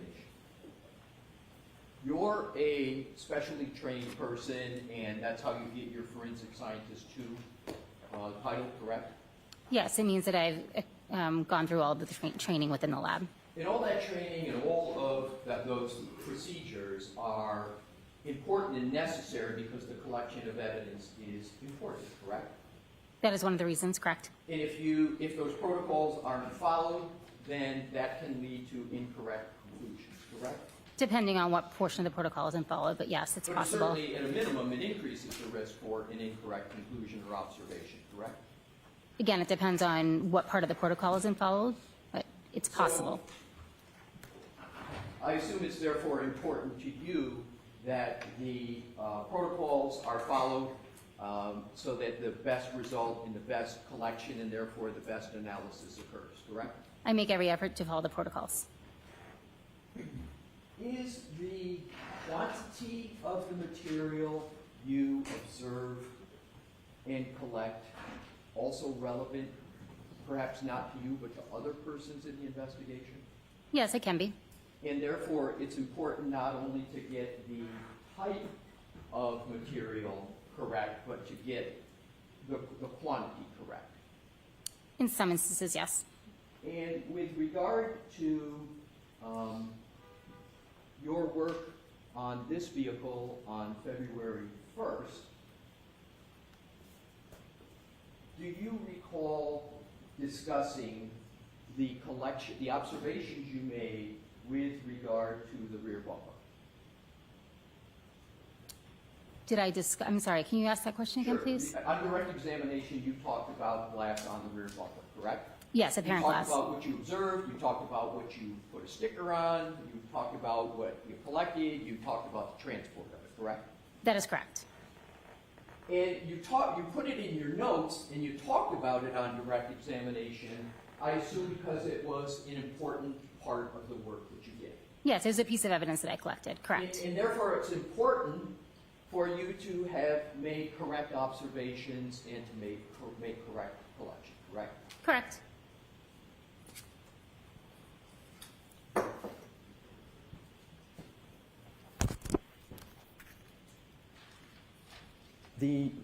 With Your Honor's permission, if we could publish Exhibit 133. If I could have a moment with Mr. Woke just to do this efficiently, Your Honor? Thank you.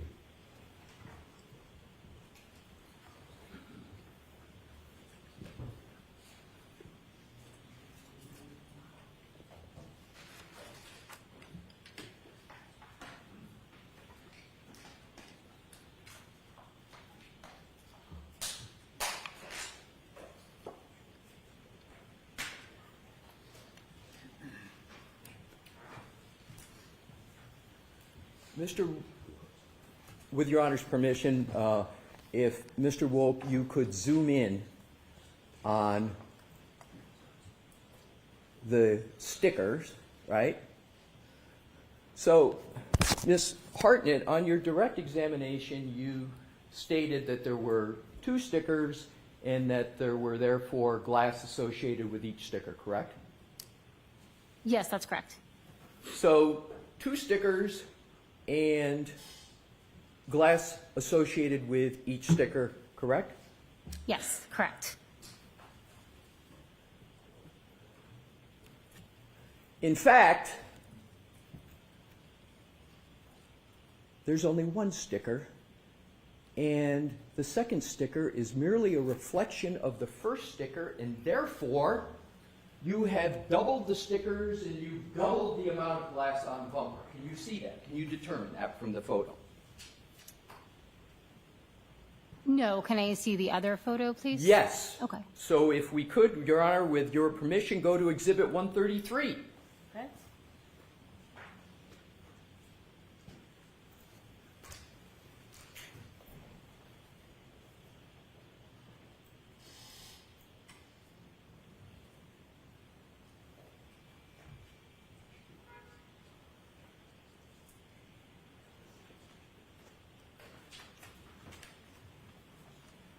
You asked to see this one.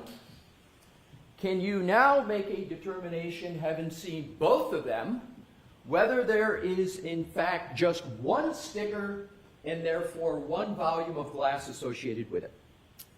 No, I cannot. You're saying this is a reflection?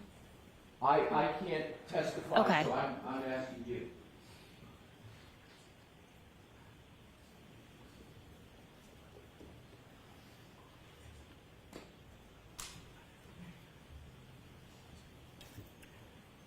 With Your Honor's permission, if we could go back to the other picture, Okay. and if you could zoom in. Do you see a reverse B in that picture? I'm sorry, I didn't get that. I'm sorry, a reverse B as in Bob?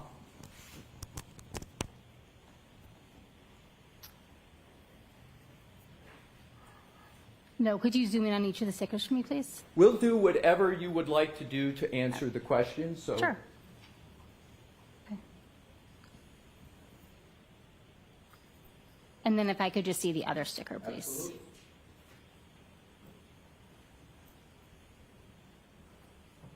Yes, I believe that is a reverse B, correct?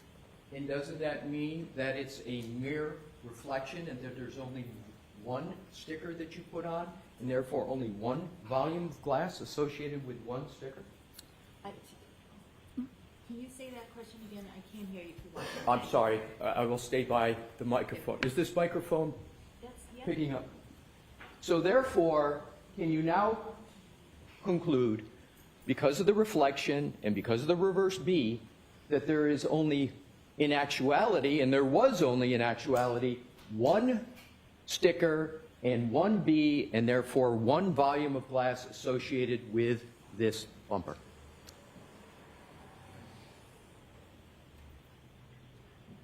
I don't know specifically that it's a reflection. It's not unusual for me to use the same letter on a sticker if I'm going to collect the items of evidence together. So if I had written it, on top or on the bottom of the scale on one of them and on the top of the scale on the other one, that is a possibility. It's difficult for me to tell by this picture. What I can tell you is that all the items of glass or apparent glass that were present on the bumper were collected together. So I can't say specifically by looking at this photo whether I just label 2 separate areas to make the photo show the pieces better or if it is a reflection. I can't say. So from what we just went through, you're not able to tell that that is a reflection and therefore a duplication, is that correct? I'm Yes. Sustained. Do you have any doubt whether there is a reflection on the photo that is on the screen at this moment? Do you have any doubt? Oh, I would say it could be a possibility, yes. Right, so you have doubt. Sustain. So you believe it's a possibility. Yes, correct. Is it more than a possibility? Sustain.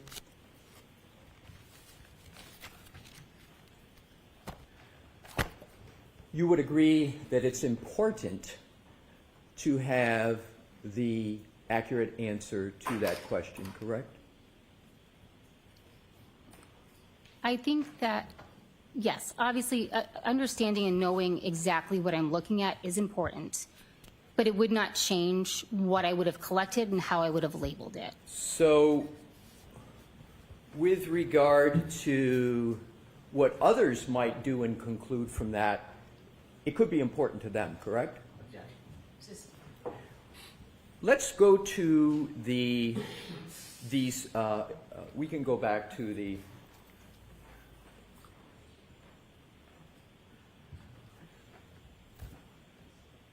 none of these pieces of apparent glass were embedded in the bumper, correct? No, they were resting on the bumper. So by not being embedded and just resting on the bumper, you therefore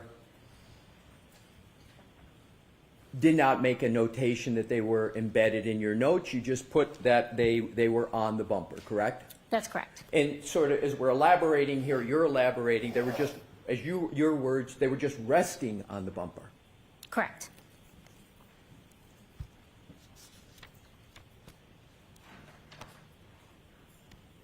If we could,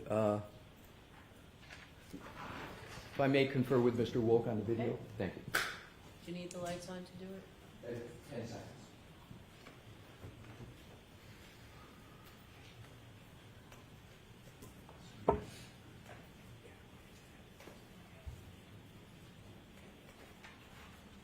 Thank you for that opportunity, Your Honor. If we could go to Exhibit 124, Mr. Wolk, and with Your Honor's permission, if we could publish it. Yeah.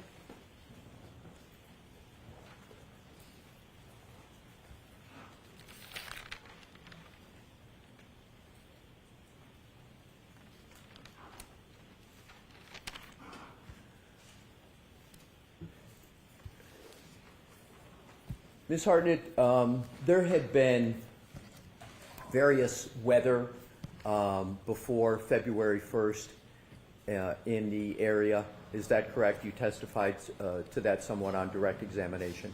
Yes, that's correct. And are you able to discern from what is on the screen now that there is some type of precipitation that is on the back window of the lift gate of the vehicle? Yes. And is that consistent with what you observed when you were in the Sallyport on February 1st? I don't believe I observed the precipitation on the back of the vehicle by the time I arrived. But does this refresh your recollection as to whether there was, in fact, that precipitation on the vehicle at that time? Can you ask it differently so you need it clearer? Yes. Do you recall when you were at the Sallyport on February 1st any precipitation on the rear window of the liftgate of the SUV? No, I do not recall. And does this depiction refresh your recollection on that point? I'll allow that. Does it? No, I don't recall seeing any precipitation on the vehicle, and I don't know when that photo was taken, so that does not refresh my memory of that instance. Is there a date of January 29th, 2022 on that photo? We can enlarge it if that would help. And again, this is in evidence. Do you see what is at the bottom of the photo? I do. Now if we could play, with Your Honor's permission, this video. And if we could stop it at certain points, Mr. Wolk, that would be helpful. May we, Your Honor? Okay. Thank you.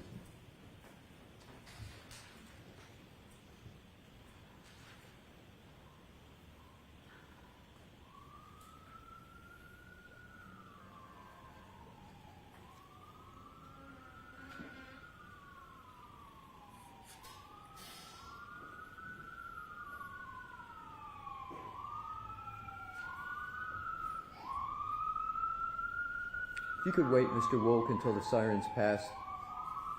Mr. Wolk, if you can go back just and wait until the sirens pass, please.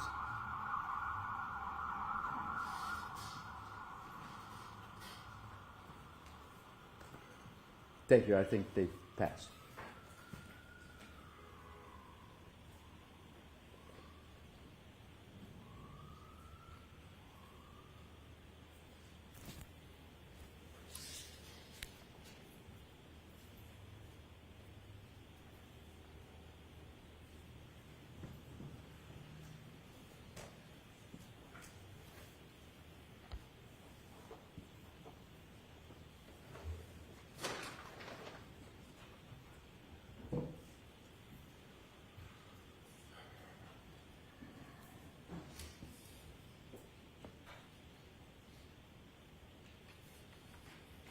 If you could accelerate it just a little bit, Mr. Wolk, without overly accelerating all that's happening.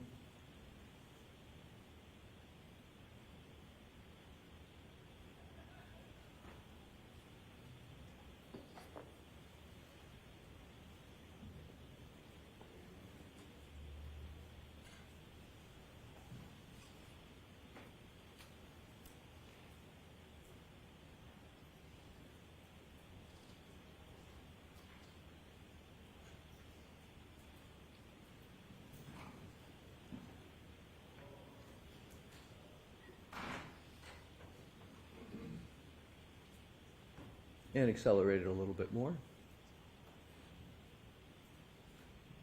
And that's good. And if you could bring, yes, thank you. We could have the lights on and take that down, please.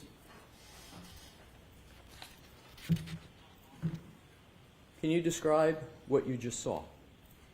Whatever the white material was present on the back of the vehicle was falling off. And where was it falling onto? The ground. And did it hit anything before the ground? For example, did it hit the bumper before it hit the ground? I didn't take note of that. That was on January 29th, 2022. You were at the Sally Port on February 1st, 2022, correct? That's correct. So, that occurs on January 29. You come to the Sally Port on February 1st, yet there is glass on the bumper on February 1st that, as you have described it, is just perched on the bumper, correct? Yes, that's correct.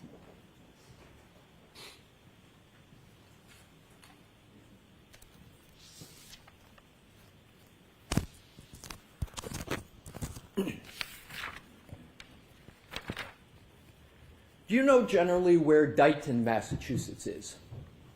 Yes. Do you know where, and you obviously know where Canton is? Yes. How far away would you say Dighton is from Canton? Time-wise, maybe 30 to 45 minutes. And therefore, roughly, if someone were to go the speed limit, around 30 minutes away? Sure. Not holding you to any exact time, just generally. Your notes indicate that the vehicle was recovered from Dighton, the one we've been talking about, the Lexus, and towed back to Canton and placed in the Sally Port garage at the Canton PD before you started your examination, correct? That's correct. And you were made aware before your inspection or examination on February 1st of 2022 that the alleged incident in this case took place in Canton, correct? Yes, that's correct. So you knew you were looking at this vehicle, when you were looking at this vehicle and doing your examination, that the vehicle, by definition as to what we had just covered, went from Canton to Dighton and then towed back from Dighton back to Canton, correct? Yes, that's correct.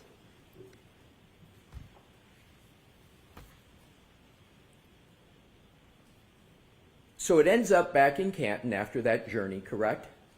Yes, that's where I examined it, correct. So, as I understand your notes, The glass pieces that were just perched on the bumper would have traveled about 60 miles before you saw them? Is that what you're saying? No. Well, when do you believe the glass appeared on the bumper, if you know? I don't know when the apparent glass appeared on the bumper. So you believe it's possible that the apparent glass appeared on the bumper after January 29, 2022? Sustained. Do you know the weather conditions that were in the area? We talked about it earlier, you talked about it on direct. In the general time of January 29th of 2022? Yes, I do. Do you know when the vehicle took its journey that we talked about, Canton, Dighton, back to Canton? Do you know what day that occurred? No, I do not. Would it have, let's assume it was on January 29th, okay? Yes, okay. For purposes of my questioning. Do you know what the weather was, including wind speed, on January 29th? No, I do not. I know general weather conditions. Sorry. You knew generally, but not specifically, correct? Correct. Your Honor, with the court's permission, I'd like to publish Exhibit 60 in evidence. Okay.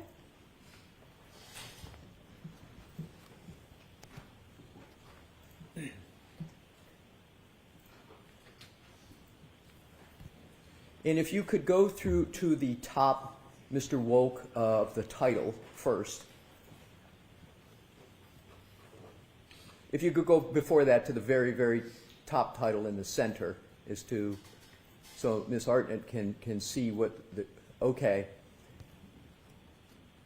And then if you could now go down to the part of the document that would show the date, and then go from left to right for Ms. Hartnett, please, and the jury.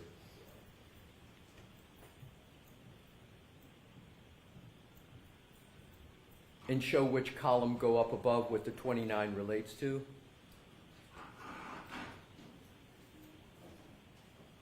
And if you now then can proceed to the yellow line and go over to and hit the relevant categories.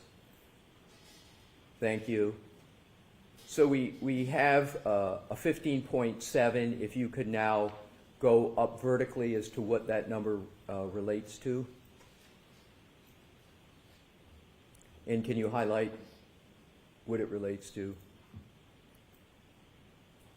And if you could now go down to and go up above 1, just above the average, is to yellow highlight what's above the column up above average speed.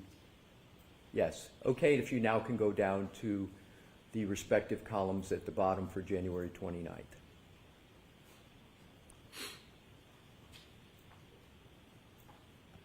Do you see those two numbers, Ms. Hartnett?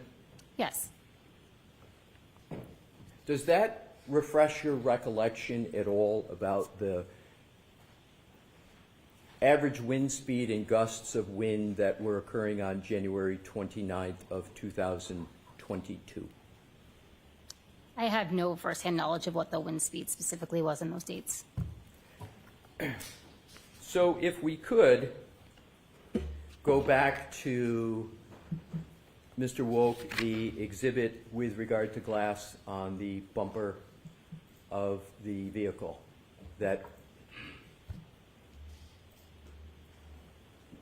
So these are your observations on February 1st. And so these are your observations on February 1st. And we've talked about the journey that the vehicle went on. You talked generally about the weather.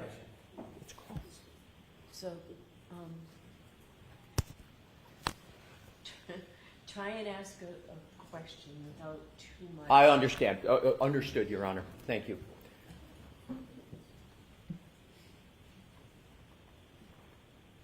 In your experience as a forensic scientist too, is it possible for glass that is perched on a bumper to travel 60 miles and be subject to average wind speeds of 15.7 and still remain on the bumper? Objection. So it's sustained without a proper foundation. Understood. Have you ever had experience with analyzing glass on any surface, an outdoor surface, and correlating that glass to weather conditions to make a determination as to the likelihood that glass could be or not be in a certain place on a certain date and time? Have you ever done that? No.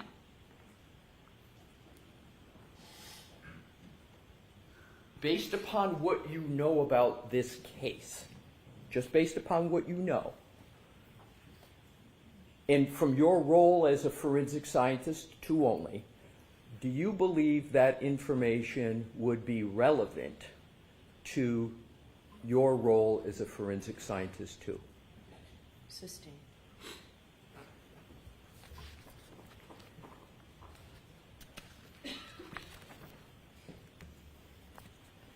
How did you recover the glass? What tool did you use to recover the glass on the bumper? Tweezers. How difficult or easy was it for you to take the glass off that bumper with, did you say tweezers? Yes, that's correct. How hard or easy was it for you to remove those pieces of glass with tweezers? It was not difficult. So it was easy. Yes, correct.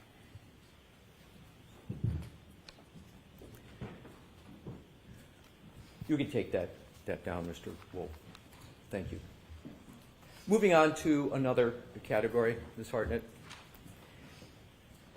You testified on direct examination that you located an apparent hair on the rear right quarter panel of the vehicle, correct? Yes, that's correct. And again, we say apparent hair for the reasons we've discussed. You didn't know at the time, so you use the word apparent, and you don't take away the apparent until testing confirms it's hair, correct? Correct. So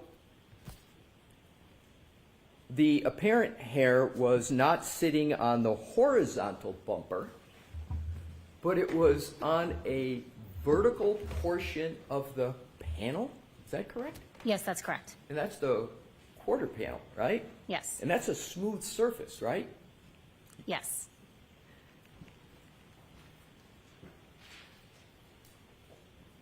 That hair wasn't secured to that panel, was it? No. It, in fact, wasn't secured in any way on that quarter panel, correct? That's correct. It wasn't taped? No. It wasn't glued? It wasn't stapled? No. It was not affixed in any way whatsoever? No, it was not.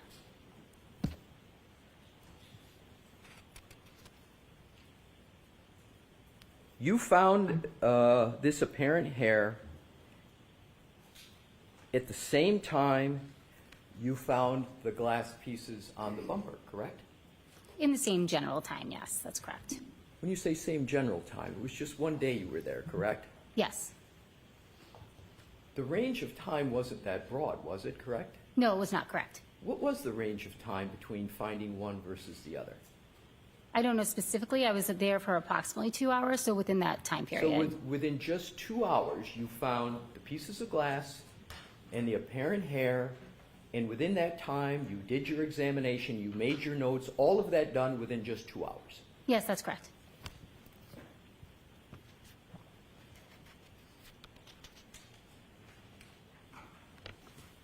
You remember the journey we talked about of the vehicle that you spoke about with regard to Canton, Dighton, Canton?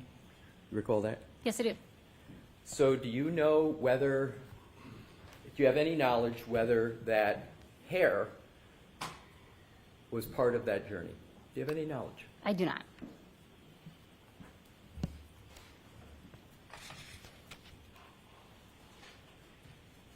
Do you know when the hair was deposited on the vehicle? No.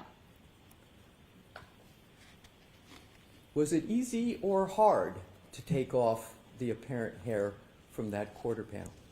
It was easy. Again, I picked it up with a pair of tweezers. Didn't give you any resistance?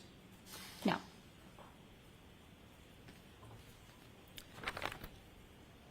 With Your Honor's permission, I would like us to look at a depiction of the hair. May I, Your Honor? What exhibit number? It is, I believe we're going to start with 144B. Okay.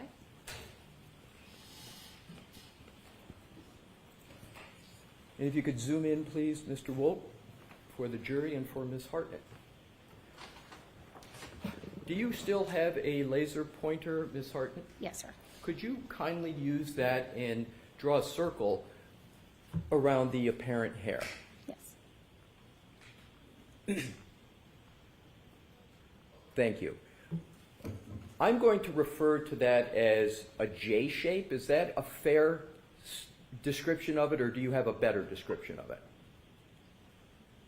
I see two ends of the hair and an arch, so I'm going to say more of like a C-shaped. Okay, so you would refer to that as a C shape? Correct. And would that be a reverse C? Then if it's a C shape? In that picture, it's difficult to tell if the ends are making contact or if they're coming off the vehicle, so I'm not sure. Whatever way you would describe it, a letter or shape, because then what I'm going to do, just, it's not a trick here, but Yeah. I'm just going to show you another picture of it, of that hair that might be in a different location or different shape. So I want to give a contrast. So whatever term you want to use that's fair to you. So I think it looks like a C. I can't say, it could also be like a U. I'm not sure which way the ends are facing from this perspective. Can you once again, just so we're clear and the jury's clear, just draw a circle around it again, what Sure. you're talking about, and we won't give it a name, Okay. right? We'll just do the contrast. Right. Okay. So if I were to just say there looks like there might be a little hook at the top and then there's a vertical line, is that a fair description? Yes. Okay, so can we go with that, a little hook at the top and then a straight, or a line, that vertical line that comes down? Sure. And yes. that hook is orienting left, correct? Of the vertical line? It's to the left of the vertical line? Yes, I do see it from this perspective to the left. That's Okay, correct. very good. And that's the apparent hair? Yes. And you only saw or found one apparent hair, correct? Yes, that's correct. All right, if we could, Mr. Wolk, now go to Exhibit 144A. And if you could zoom in on that for Ms. Hartnett and the jury's benefit.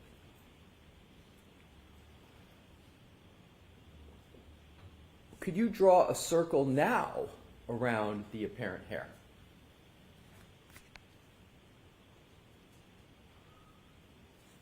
Thank you. And isn't that apparent hair now oriented almost 180 degrees the opposite, with the hook orienting right?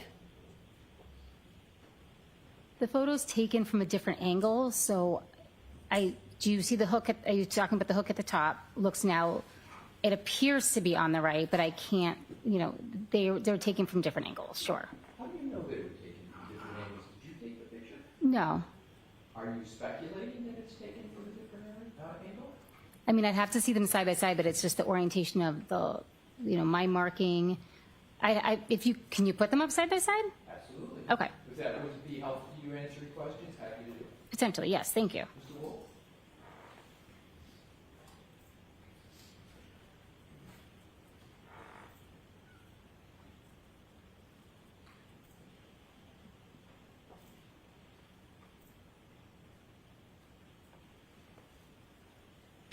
Maybe we could zoom in if possible for each one so we get it. Would that be helpful? We zoom and get a side by side of the I mean, even from the overalls, I can tell that they're All right, taken. Let's start with the overall Okay. first, that you would like, and then we can, okay. Is that where you wanted to start? Yes, just by looking at those, to me, it looks like one is from slightly to the side of the vehicle and one is more directly head-on. Right, so one's slightly to the side and the other's a little bit more head-on, but that's the only difference, correct? It's Yes. still the same from top to bottom, it's still the same from side to side, it's the same orientation, correct? The vehicle didn't move, but the camera angle is different in both pictures. That's what I was saying in the other one. So the camera angle is different. One is the one camera angle appears for who's ever taken the photo to be standing off to the right of the vehicle. The second photo looks like it's more directly head on. The 570 is oriented the same way in both pictures, correct? You see the 570? Yes. Yes. On the left, and you see the 570 on the right, correct? Yes, I do. There's same orientation, right? They're in the same location on the vehicle, but I don't think they're at the same orientation. I think one looks. If you could, I want to make sure you finish, but if you could just, my questions are rather narrow. Okay. And then if you need more time to answer them, I'm happy to do that. So let's just ask a Yes, question. thank you, Ronnie. So, isn't the 570 in each picture oriented the exact same way? If you could just explain what you mean by oriented, I think that's where I'm confused. They're the same, you can read the 570 horizontally. It's the same horizontal plane, correct? It's the same straight across, like one doesn't have the 570 upside down. You can read it from left to right, a 5, a 7, and a 0, correct? Correct. Thank you.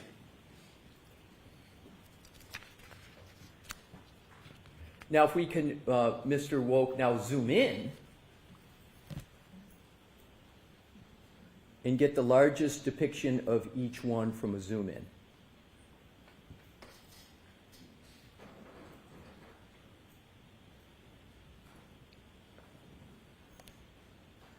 Are you saying the difference in how that hair appears is from a different camera angle? No, I'm not making that conclusion. I'm just saying I can't make any other conclusion because they're from different angles. I don't feel that I can compare the two. Is it possible that the hair moved when someone took a photograph? Can you answer that question? Again, I just can't make that conclusion because I didn't take the photo and the photos look like they're from different angles. In your experience, you've taken samples many times of apparent hair, correct? Have I taken samples Yes. such as that? Yes, that's correct. Has it ever happened that when you're taking a sample, the photographer or someone breathes on it and the apparent hair moves? Does that ever happen? I'll allow that. I've never had firsthand experience with that, so that if somebody breathed on an item of evidence, that would be something I would note. Other than, and is it correct that you're speculating as to what could be causing this difference? Are you speculating? Sustained. I'd like to see counsel at sidebar for a couple of minutes, please.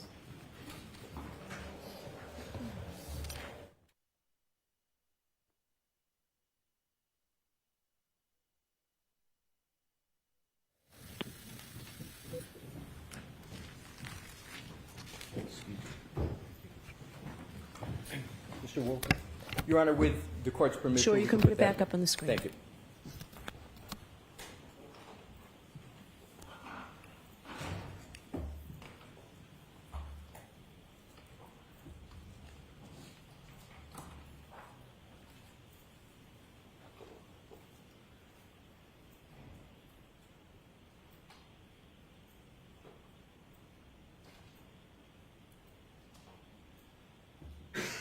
Thank you for your patience, Ms. Hartnett. Do you have any explanation that you're certain of with regard to those two depictions? Regarding what, sir? I'm sorry. The two depictions that are up on the screen. Do I have any explanation of what? Of those two depictions that you're certain of. Those are both a depiction of the same apparent hair that I collected from the vehicle. Thank you. All right, so turn on the lights, please. Jurors, I'm told with counsel this is a good place to break. So we're going to break for today. Please, those same cautions, do not discuss this case with anyone. do not do any independent research or investigation into the case. If you happen to see, hear, or read anything about the case, please disregard it and let us know. Please be very careful with your social media. We'll see you tomorrow. Ms. Hartnett, we need you back tomorrow as well. Okay, thank you. So you can walk out at the end of the meeting. Yes, please follow me. Please rise to the jury.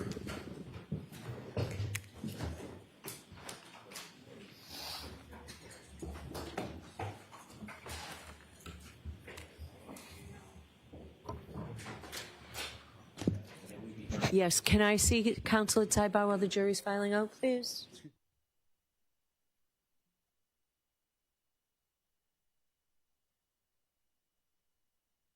The Karen Reed murder trial. Get the full recap of what happened in court, expert analysis, and what we could see next. This is coverage you won't see anywhere else. New lawyers, new tactics, new trial, same charges. Boston police officer John O'Keefe is dead. His girlfriend Karen Reed is accused of his murder, but the defense says she's the victim of a massive cover-up. Now, new evidence could change everything, taking you back inside the courtroom, bringing you every minute of her new trial, live. Don't miss a minute as the saga unfolds. Karen Reed murder trial.